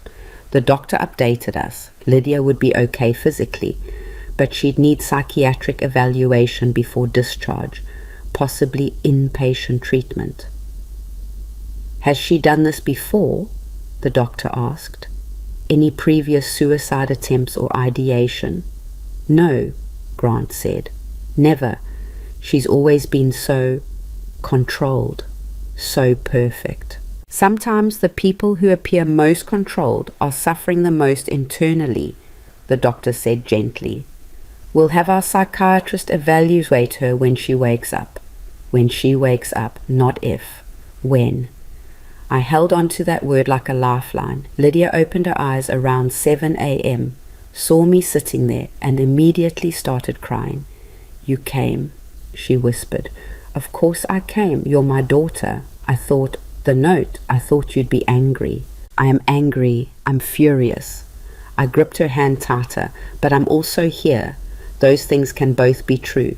She cried harder. I'm sorry. I'm so sorry. I didn't mean to. I just wanted the pain to stop. The fear, everything. What fear, Lydia? Help me understand. Of losing you. Of not being enough. Of watching you build this whole new life that doesn't need me in it. She was sobbing now, messy and raw. After Dad died, I thought I was all you had.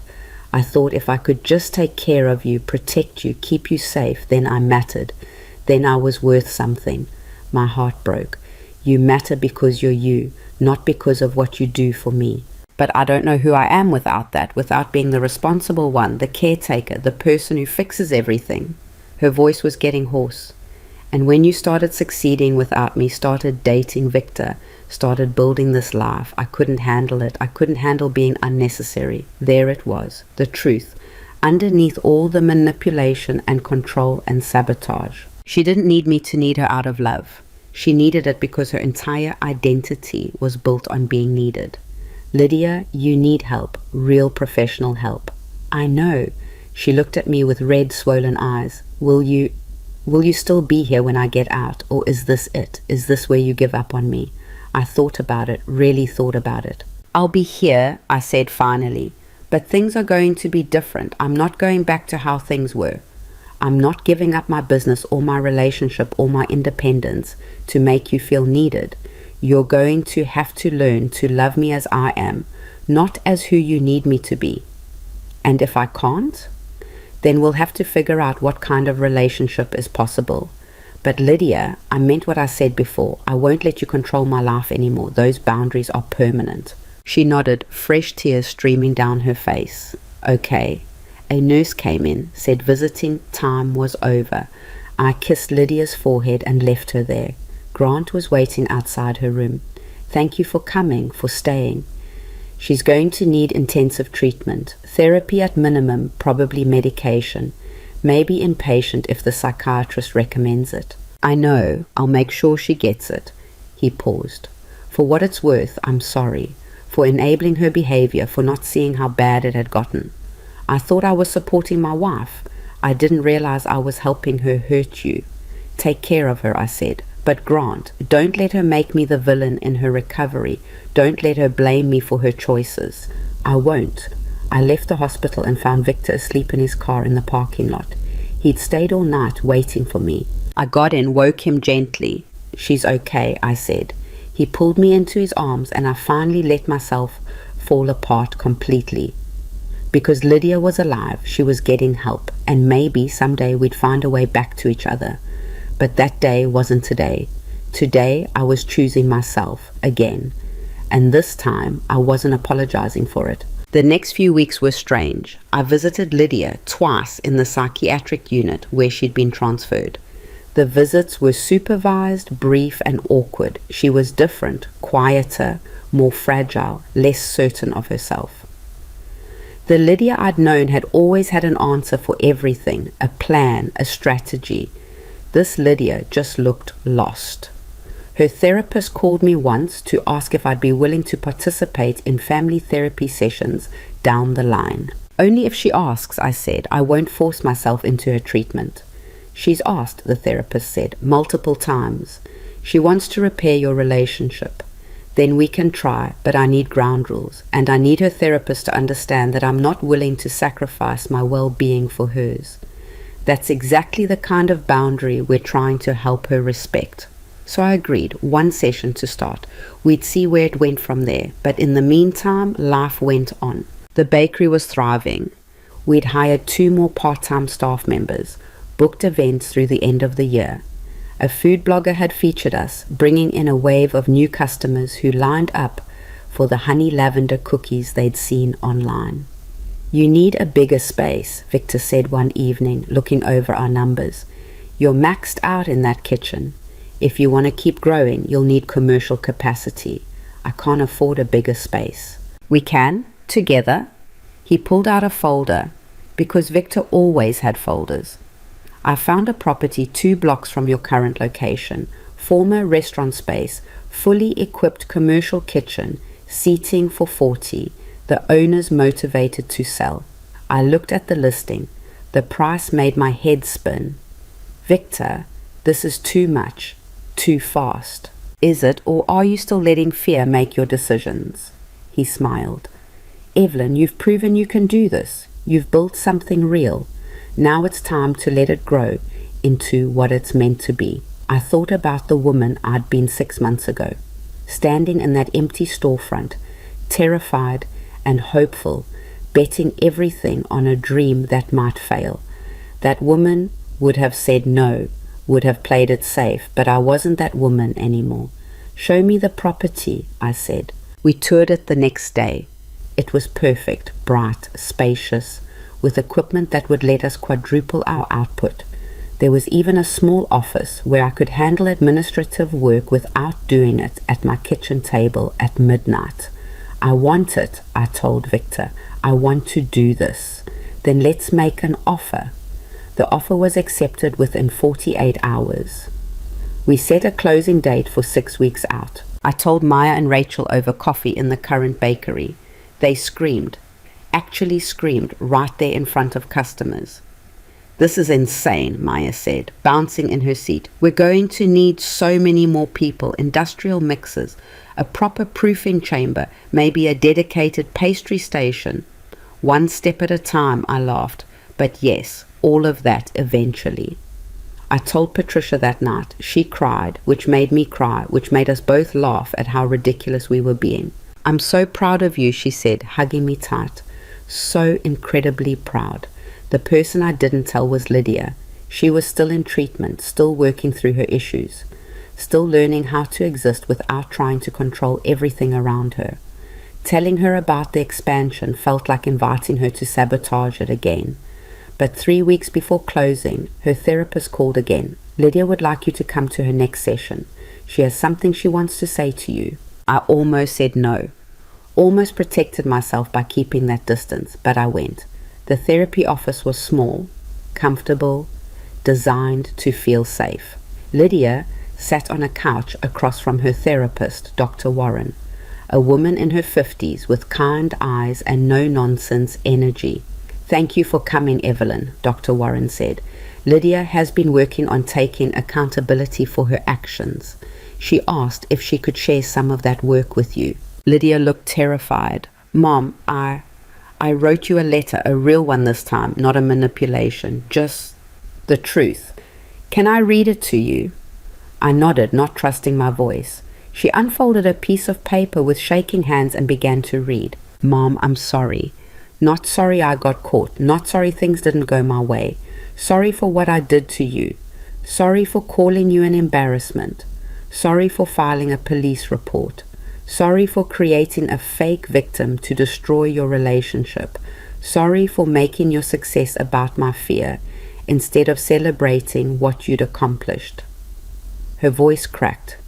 I'm sorry for trying to keep you small because I didn't know how to be big enough to stand beside you. I'm sorry for confusing control with love. And I'm sorry it took me almost dying to realize I was destroying the person I claimed to be protecting. See, she looked up at me, tears streaming down her face. I don't expect you to forgive me. I don't even know if I deserve forgiveness, but I needed you to know that I see it now. I see what I did, and I'm going to spend the rest of my life making sure I never do it again." The silence felt enormous. "Thank you," I said finally, "for being honest. Is there," she wiped her eyes, "is there any part of you that thinks we could rebuild this? Not go back to how it was. I know that's not possible, but build something new? Something healthier?" I looked at Dr. Warren. "Is she ready for that?" "That's up to both of you," Dr. Warren said carefully. "Recovery isn't linear. Lydia's going to have setbacks, moments where old patterns resurface. The question is whether you're both willing to work through those moments together with professional support." I thought about it, really thought about it. "I'm expanding the bakery," I told Lydia. "Buying a bigger property, hiring more staff, growing the business. Victor and I are serious. We're talking about marriage eventually. My life is moving forward, with or without your approval." She nodded. "I understand. And I need you to understand that those things aren't negotiable. They're not up for discussion or debate. If we rebuild our relationship, it has to be built on you accepting my choices even when they scare you." "I know. I'm working on that. Dr. Warren is helping me separate my anxiety from reality. Stop catastrophizing every decision you make." She took a shaky breath. "I want to be happy for you, Mom. I want to be the daughter who celebrates your success instead of fearing it. I'm just not there yet." "But you're trying." "I'm trying." That was enough. For now, that was enough. "Then yes," I said, "we can try to rebuild, slowly, with boundaries and with Dr. Warren's help." Lydia started crying again, but this time they looked like relief tears instead of manipulation tears. I left that session feeling lighter than I had in months. Lydia and I weren't fixed. We might never be fixed, not completely, but we were trying, and that was more than I'd had before. The bakery expansion happened on schedule. Moving day was chaos, boxes everywhere, equipment being hauled in by professionals who made it look easy, Maya directing traffic like a tiny general. Victor was there the whole time, assembling shelving units and helping me figure out the optimal layout. At one point he pulled me aside, flower in his hair, and said, "You know what my wife would have said about all this?" "What?" "That it's never too late to become who you were meant to be." I kissed him right there in the middle of the chaos, didn't care who saw. The new location opened 2 weeks later. We had a small ribbon cutting ceremony, nothing fancy, just me and my staff and Patricia and Victor and a reporter from the Tribune who'd followed my story from the beginning. "How does it feel?" the reporter asked.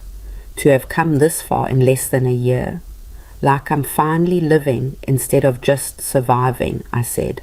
The photo that ran with the article showed me standing in front of Carter's Corner Bakery. The new sign, the new space, the new life I'd built from scratch. I looked happy. I looked confident. I looked like someone who'd earned every bit of what she had, because I had. And nobody, not Lydia, not Grant, not my own doubts, could take that away from me. The first-year anniversary of Carter's Corner Bakery fell on a crisp October morning that smelled like possibility. I stood in the new location, 3 times the size of the original, gleaming with stainless steel and the kind of equipment I'd once only dreamed about, and let myself feel the weight of everything that had changed. The girl Maya had trained was piping frosting onto cupcakes with the precision of a surgeon. Rachel was managing a team of 4 at the front counter, handling the morning rush like she'd been born for it. The kitchen hummed with the organized chaos of a real business, not a desperate woman's fantasy. We were profitable, actually genuinely profitable.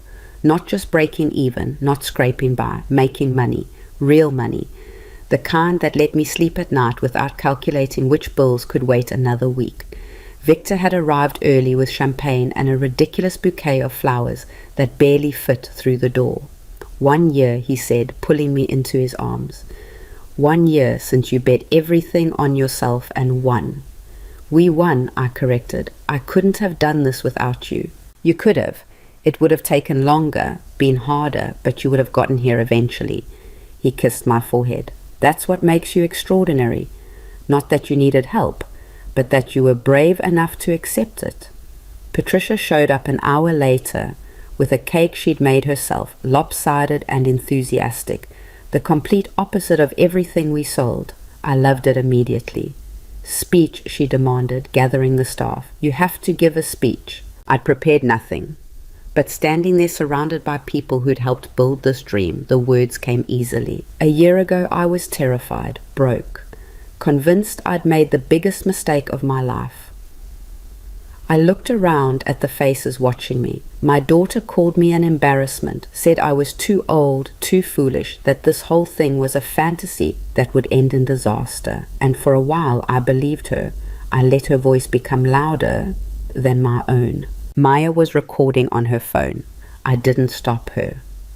But somewhere along the way I realized something. Being scared doesn't make you weak. Being old doesn't make you irrelevant. And choosing yourself, putting your own dreams first for once in your life, doesn't make you selfish. My voice caught. It makes you human. It makes you whole. Everyone clapped. Patricia was crying. Even Rachel, who usually maintained professional distance, was wiping her eyes. So thank you, I continued. Thank you for believing in this place, for believing in me, for showing up every day and helping turn one woman's desperate dream into something real and lasting and good. Victor proposed that night. We were at his place, celebrating privately after the bakery's anniversary party had wound down. He'd cooked again, getting good at it actually, and we were on the balcony watching the city lights when he got down on one knee. I'm 68 years old, he said, holding out a ring that looked like it cost more than my first month's rent. Too old to play games or pretend I don't know what I want. Evelyn, you've reminded me that life doesn't end at 60 or 70 or any age someone else decides is too late. Will you marry me? I should have cried. Should have had some emotional, movie-perfect moment. Instead, I laughed. You're proposing now? I smell like buttercream and I haven't slept properly in 3 days. I'm proposing now because I don't want to wait another day. Because every morning I wake up and think about building a life with you, and every night I go to bed wishing you were there. He smiled. So yes, now, buttercream smell and all. Then yes, I said. Obviously yes. The ring fit perfectly. He'd somehow figured out my size without me noticing. We set a date for 6 months out. Spring, small ceremony, nothing fancy. Just family and close friends, the people who'd actually supported us instead of trying to tear us down, which brought me to the Lydia question. She'd been out of inpatient treatment for 2 months, doing weekly therapy, taking medication for anxiety and depression, working on what her therapist called rebuilding her sense of self outside of caretaking roles. We'd had 4 supervised family therapy sessions. They were hard, painful, full of things I didn't want to hear and things she didn't want to admit. But they were honest. Maybe for the first time in our relationship, we were being completely honest with each other. I need to tell Lydia, I told Victor, about the engagement before she finds out some other way. Are you ready for her reaction? I thought about it. No, but I'm doing it anyway. I called her the next morning. She answered on the second ring, sounding tentative. Mom, is everything okay? Everything's fine. I have news. Can you meet me for coffee? Of course. When? This afternoon. That place near your house? There was a pause. Since her hospitalization, she'd been careful about leaving the house too much. Agoraphobia, her therapist said, a common aftermath of severe anxiety episodes. I'll be there, she said finally. She was already seated when I arrived, looking thinner than she should be, but healthier than she'd been in the hospital. Her hair was pulled back in a simple ponytail. No makeup. The perfect controlled Lydia I'd known seemed like a different person entirely. Hi, she said, standing awkwardly. We hadn't figured out the greeting thing yet. Hug, handshake, polite nod. I hugged her, brief, careful, but real. You look good, I said. I look like hell, but thank you for lying. She smiled weakly. What's the news? I showed her my hand. The ring caught the afternoon light, impossible to miss. Her face went through several expressions very quickly. Surprise, fear, something that might have been happiness, then carefully constructed neutrality. Victor proposed, she said, not a question. Last night. We're getting married in the spring. She looked down at her coffee cup, processing. I could see her working through it. The old Lydia would have had an immediate reaction, an opinion, a plan. This Lydia was trying to feel her feelings without letting them control the conversation. How do you feel about it? She asked finally. Happy, scared, excited, all of it at once. Are you sure he's... She stopped herself, took a breath. Sorry, that's my anxiety talking, not my actual thought. What's your actual thought? She met my eyes. That you look happier than I've seen you in years. That if he makes you feel like that, then he's probably exactly what you need. Her voice went quiet. And that I'm terrified I won't be invited to the wedding because of everything I've done. There it was, the real fear. You're invited, I said, if you want to come. But Lydia, I need you to understand something. This day is about me and Victor. It's not about managing your anxiety or making sure you're comfortable or catering to your fears. If you come to celebrate, not to control. I know. She was crying now, quiet tears that she wiped away quickly. I know that, and I'm working on it. I swear I am. Dr. Warren says I'm making progress. You are. I can see it. Yeah? Yeah. The old you would have already made a list of everything that could go wrong with this marriage. Would have Googled Victor's net worth, looked up divorce statistics for people our age, maybe even hired another private investigator, just to be sure. I reached across the table, took her hand. This you is sitting here crying because you're afraid you've lost the right to be part of my happiness. That's growth, Lydia. Hard, painful growth. She squeezed my hand. I want to be better. I want to be the daughter you deserve. I don't need you to be perfect. I just need you to be honest and to respect my choices even when they scare you. I'm trying. Some days are easier than others. We talked for another hour. About the wedding plans, about the bakery success, about her therapy and medication. She told me about the work she'd been doing with Dr. Warren, unpacking where her need for control came from. Some from Robert's sudden death, some from her own perfectionism, some from societal messages about what daughters owe their mothers. I thought loving you meant protecting you, she said. I didn't realize I was smothering you instead. You were doing what you thought was right. We both were. We just had very different ideas about what I needed. When we parted ways, she hugged me properly. Held on a little too long, like she was afraid to let go. I love you, Mom, she whispered. I love you too, baby. It wasn't fixed. We weren't fixed. But we were healing. Slowly, imperfectly, but genuinely healing. The months before the wedding flew by in a blur of cake tastings and seating charts and the normal chaos of running an increasingly successful business. We'd started getting calls from food magazines, requests for interviews, even a morning show that wanted to do a segment on second act entrepreneurs. Maya thought I should do all of it. This is marketing you can't buy, Evelyn.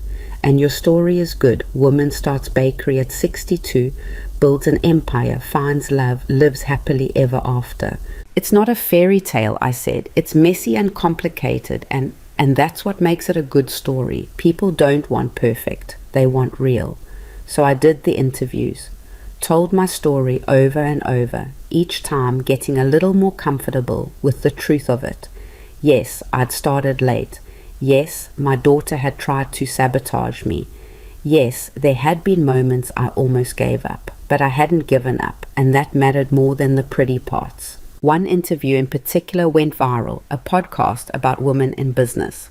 The host asked me what advice I'd give to other women, considering a major life change later in life. Stop waiting for permission, I said, from your kids, your spouse, your friends, society. Everyone's going to have an opinion about what you should do with your life. But here's what I learned. Their fear doesn't have to become your limitation. Their doubt doesn't have to become your truth. You get one life, one, and nobody else is going to live it for you. The podcast episode got shared thousands of times. I started getting emails from women in their 50s, 60s, 70s, all saying some version of "thank you for showing me it's not too late." It felt good, bigger than the bakery, bigger than my own success, like maybe my mess of a journey could light the way for someone else's. But success doesn't make you immune to hurt. 2 weeks before the wedding, the other shoe dropped. Grant called me. Not Lydia, Grant. "We need to talk about the wedding," he said without preamble. "Okay? Lydia wants to come. She's been talking about it non-stop, planning what to wear, working with Dr. Warren on managing her anxiety around the event." He paused. "But I don't think she should go." I sat down. "What?" "She's not ready, Evelyn. She's still fragile. The stress of watching you marry Victor, of being around people who know what she did, of having to be happy when she's still struggling. I think it could trigger a setback."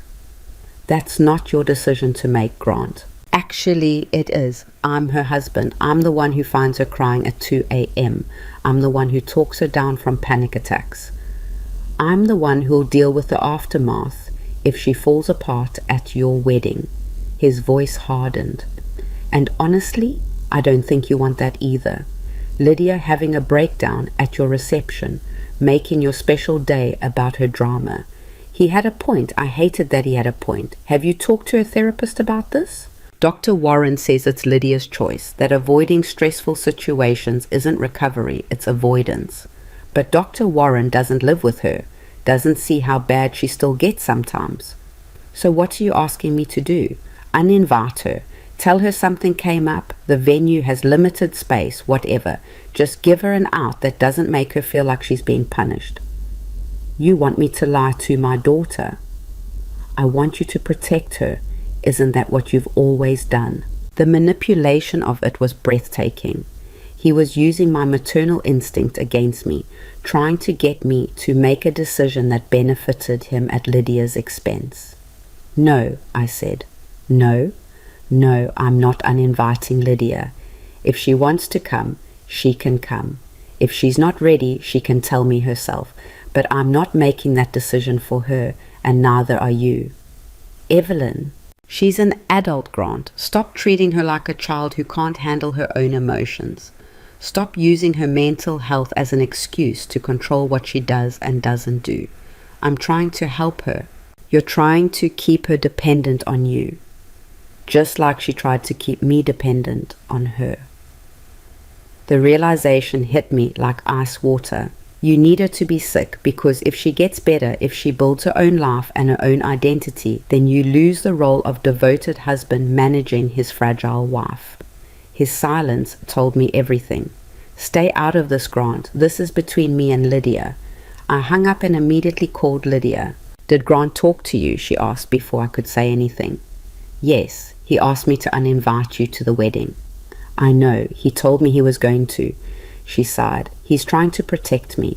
He doesn't understand that I need to do hard things to get better, that hiding from everything that scares me isn't the same as healing. So you still want to come?" "More than anything, Mom, I've missed so much already. Your success, your relationship with Victor, the bakery expansion. I was too busy being terrible to be part of any of it. I don't want to miss this too." "It might be hard, being there, watching me marry someone you tried to destroy our relationship with." "I know. Dr. Warren and I have been preparing for it. I'm not going to lie and say I'm not scared. But I'm more scared of staying stuck in this place where fear makes all my decisions." Her voice strengthened. "I want to be there. I want to celebrate you. And I want to prove to you and to myself that I can. Then you'll be there, front row." She started crying. Thank you for not giving up on me. I'm your mother, Lydia.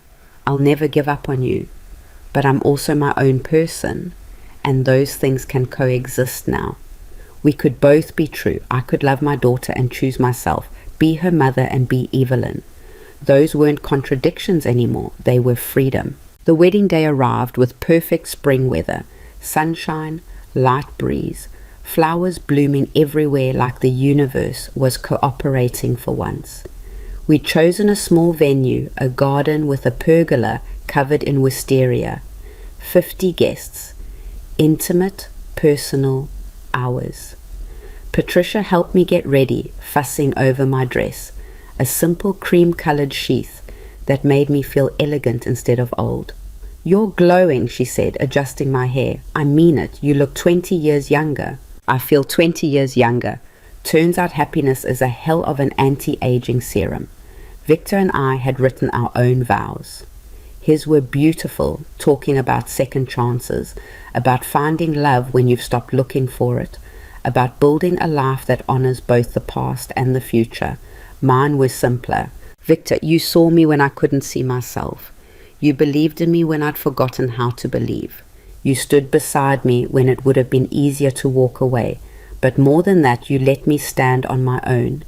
You gave me partnership without possession, support without control, love without conditions." I was crying now, but I didn't care. "You helped me become who I was always meant to be, and I promise to do the same for you every day for the rest of our lives." There wasn't a dry eye in the place. Even Maya was weeping into her phone as she filmed. Lydia sat in the front row next to Grant, and when I looked at her during the ceremony, she was smiling. Not the tight, controlled smile I was used to, a real one, tear-stained and imperfect and genuine. After the ceremony, during the reception, she approached me carefully. "Can I talk to you for a minute?" We stepped away from the crowd, found a quiet corner of the garden. "I have something for you," she said, handing me an envelope. "It's not a wedding gift exactly, more like an apology, a real one." Inside was a letter, handwritten, pages and pages of it. "You don't have to read it now," she said quickly, "but I wanted you to have it. Everything I should have said a year ago, everything I'm still working on saying out loud." I hugged her, properly, tightly, the way I used to when she was small and the world was simpler. "I'm proud of you," I whispered, "for doing the work, for being here, for trying." "I'm proud of you too, Mom, for everything." She pulled back, wiping her eyes. "You're the bravest person I know." The rest of the reception was perfect. The food was catered by other restaurants Victor had invested in, all of them sending their best dishes as gifts to us. The cake was from Carter's Corner, of course, a small, elegant thing that Maya had designed, featuring edible flowers and honey lavender buttercream. Patricia gave a toast that made everyone laugh and cry. Victor's business partner told embarrassing stories. Maya surprised me by revealing she'd been accepted to a prestigious pastry program in France, and instead of panicking about losing her, I felt pure joy. "You're going to be amazing," I told her, "and when you come back, there's always a place for you here. I'm counting on it." As the sun set and the party wound down, Victor and I stood together, watching our friends and family celebrate. His arm around my waist, my head on his shoulder. "No regret?" he asked. "Not a single one. Not even the hard parts, your daughter's sabotage, the police investigation, all of it." I thought about it, really thought about it. The hard parts made me strong enough to deserve this. Without them, I might have taken all this for granted. Thought I was lucky instead of recognizing that I earned it. I turned to face him. So no regrets. Just gratitude that I was brave enough to keep going when quitting would have been easier. We honeymooned in Italy. 2 weeks of eating incredible food, drinking wine, wandering through old cities and newer lives. It was the first real vacation I'd taken since before Robert died. I didn't check on the bakery once. Didn't call Maya to make sure things were running smoothly. Didn't panic about what might be going wrong in my absence. I trusted my team. I trusted the foundation I'd built. I trusted myself. When we got back, there was a message waiting from a production company in Los Angeles.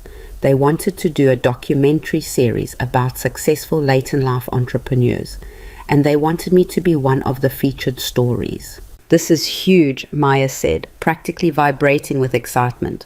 "Do you know what this could do for the business? You'd be national, maybe international." "It's also invasive. They'd want access to everything, the bakery, my home, my relationship with Lydia. So set boundaries, tell them what's off limits and what's fair game. But Evelyn, think about all the women who'd see this." who'd see that it's possible to start over, to build something from nothing, to refuse to let age or fear or other people's doubt define what you're capable of. She was right. Of course she was right. I agreed to the documentary on the condition that I had final approval on anything involving Lydia. Her story was hers to tell, not mine to exploit. The filming took 3 months. It was weird, having cameras follow me around, asking me to repeat moments that had already happened, constructing narrative from the messy reality of daily life. But the director, a woman named Sarah, who was probably 40 and sharp as glass, understood what she was doing. "This isn't about the bakery," she said during one of our interview sessions. "Not really. It's about you claiming the right to exist on your own terms. That's what resonates. That's what people need to see." The documentary premiered at a film festival 6 months later. Victor and I flew out for the screening, and sitting in that dark theater watching my life play out on screen was surreal and uncomfortable and strangely validating. They'd cut it well. The story was clear. Woman loses husband, daughter tries to control her, she fights back and builds an empire. There were interviews with Patricia, with Maya, even with Detective Miller talking about the investigation. And there was an interview with Lydia. I hadn't known she'd agreed to be filmed. She'd never mentioned it. On screen, she sat in what looked like Dr. Warren's office, looking small and honest, and nothing like the polished, perfect woman I'd raised. I tried to destroy my mother's dream because watching her succeed without me meant confronting my own lack of purpose, she said to the camera. I convinced myself I was protecting her, but really I was protecting the version of myself that only knew how to exist in relation to taking care of her. When she didn't need taking care of anymore, I didn't know who I was. The interviewer asked, "Do you know now?" I'm learning. It's hard, it's painful. But I'm learning that I can be Lydia without being the person who manages Evelyn's life. That my mother's independence doesn't equal my irrelevance. She smiled slightly, and I'm learning that watching her be happy is actually a gift, even when it's hard. I cried through the entire thing. So did Victor. So did half the theatre. The documentary won awards, got picked up by a streaming service. Suddenly I was getting recognized in coffee shops, getting stopped at the grocery store by women who wanted to tell me their own stories of starting over. The bakery became a destination.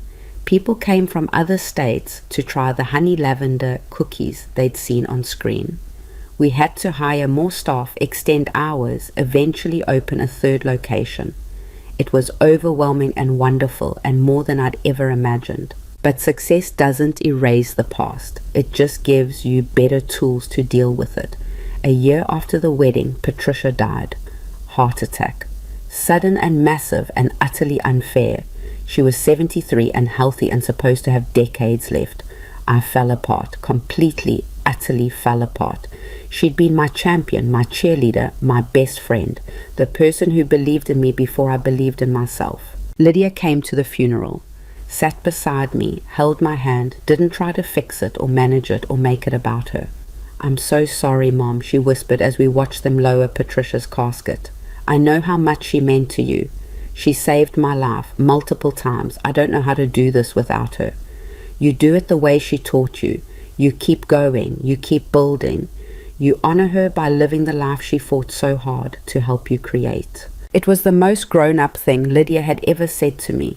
Patricia's will left me her collection of recipe books, hundreds of them, some dating back to the 40s. A note tucked inside the oldest one said simply, "Keep creating, keep living, keep showing them what 62 looks like when it refuses to be invisible. Love always, P." I created a scholarship in her name for women over 50 who wanted to start food-related businesses. Funded it with a portion of the bakery's profits. The first recipient was a 60-year-old woman from Patricia's church who wanted to start a catering company. "You're giving me what Patricia gave you," she said when I handed her the check. "A chance. Someone who believes in me." "Then make it count," I told her. "Build something that scares you. Choose yourself even when it's hard." That's what Patricia would want. Lydia and I continued therapy together. Not every week anymore, but monthly. Maintenance sessions, Dr. Warren called them. Making sure we stayed honest, stayed boundaried, stayed healthy. Some months were harder than others. Sometimes Lydia backslid, tried to manage my decisions, offered unsolicited advice that felt like thinly veiled criticism. But she caught herself now, apologized, corrected course, and I called her out when she crossed lines instead of quietly resenting her for it. We weren't perfect, we were real, and that was better. Grant and Lydia started their own therapy too. Turned out he had his own issues with control, with defining himself through being needed. They worked on building a marriage between equals instead of caretaker and patient. I was proud of them for doing that work. 2 years after the wedding, Victor and I stood in the original Carter's Corner bakery location, the small cramped space where it had all started. We'd kept it, turned it into a training facility for the scholarship recipients, teaching them the practical skills they'd need, giving them the same chance someone had given me. "You know what I think about sometimes?" Victor said, looking around the space that had once seemed impossibly large and now seemed impossibly small. "What?" "That day at the wedding, the first time I tried your cookies, if I hadn't gone, if I hadn't tasted them, if I hadn't approached you, where would you be now? I'd have figured it out, maybe slower, maybe harder, but I'd have gotten here eventually." I took his hand. "You didn't make me successful, Victor. You helped me access success I'd have found anyway. There's a difference. I love that you know that. I love that you don't need me but choose me anyway." That's what real partnership looks like, not need, choice. We were hosting an event that night, a gathering for all the scholarship recipients, past and present. 18 women now, ranging from 52 to 74, all running food businesses, all proof that starting over wasn't just possible, but powerful. One of them, a woman named Denise, who'd opened a soul food restaurant at 68, gave a speech that brought down the house. Society tells us we're done at 60, invisible, irrelevant, past our expiration date. But Evelyn showed us that's a lie. We're not done. We're just getting started. We've got experience, wisdom, skills, and something 20-year-olds don't have. We know who we are. We know what we're worth, and we're done apologizing for taking up space. The room erupted in applause. These women, my legacy, standing there claiming their power, their right to exist loudly and proudly and unapologetically. This was what mattered. Not the money or the success or the recognition. This. Lighting the way for other women who'd been told they were too late, too old, too foolish to chase their dreams. Lydia came to the event, brought Grant. They'd started their own business together, a consulting firm helping family-owned businesses navigate succession planning and interpersonal dynamics. "We're using everything we learned the hard way," Lydia told me, "helping other families not make the mistakes we made. I'm proud of you," I said, and meant it. "I'm proud of you too, Mom, for all of this, for refusing to stay small even when I tried to keep you there. You didn't know better. You know better now. That's what matters." She hugged me. "I love you. I don't say it enough, but I do. I love who you've become, who you've always been, actually. I just couldn't see it before. I love you too, baby. Always have, always will." As the event wound down, as the last scholarship recipient left clutching her business plan and her dreams, Victor and I stood alone in the empty space. "What are you thinking about?" he asked. That woman, the one who stood in the space 3 years ago, terrified and broke and convinced she'd made a terrible mistake. I smiled. "I wonder what I'd tell her if I could go back. What would I say?" "What would you say?" "That it's going to be harder than you imagine. That your daughter is going to betray you in ways that break your heart. That you're going to doubt yourself 1,000 times. That some days you'll want to quit so badly you can taste it." I looked around the room at the space where it had all begun. But I'd also tell her that on the other side of that fear is a life so full, so rich, so completely yours that you won't recognize yourself. And that woman, the one you're scared of becoming, she's going to be stronger, braver, and more free than you've ever been. Would she believe you?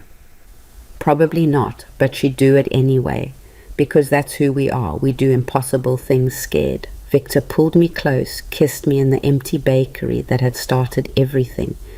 You know what the best part is? He said. What? You're only 65. You've got decades left to do even more impossible things. He was right.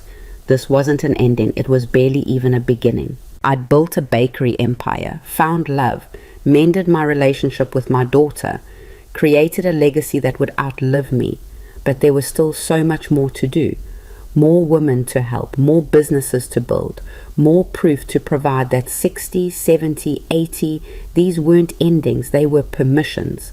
To start over, to choose yourself, to refuse every limitation society tried to impose. I was 65 years old, and I was just getting started. Years from now, when people asked me about this time in my life, I wouldn't talk about the success or the money or the recognition. I'd talk about the moment I stopped waiting for permission to exist on my own terms. I'd talk about choosing myself over guilt, boundaries over obligation, growth over comfort.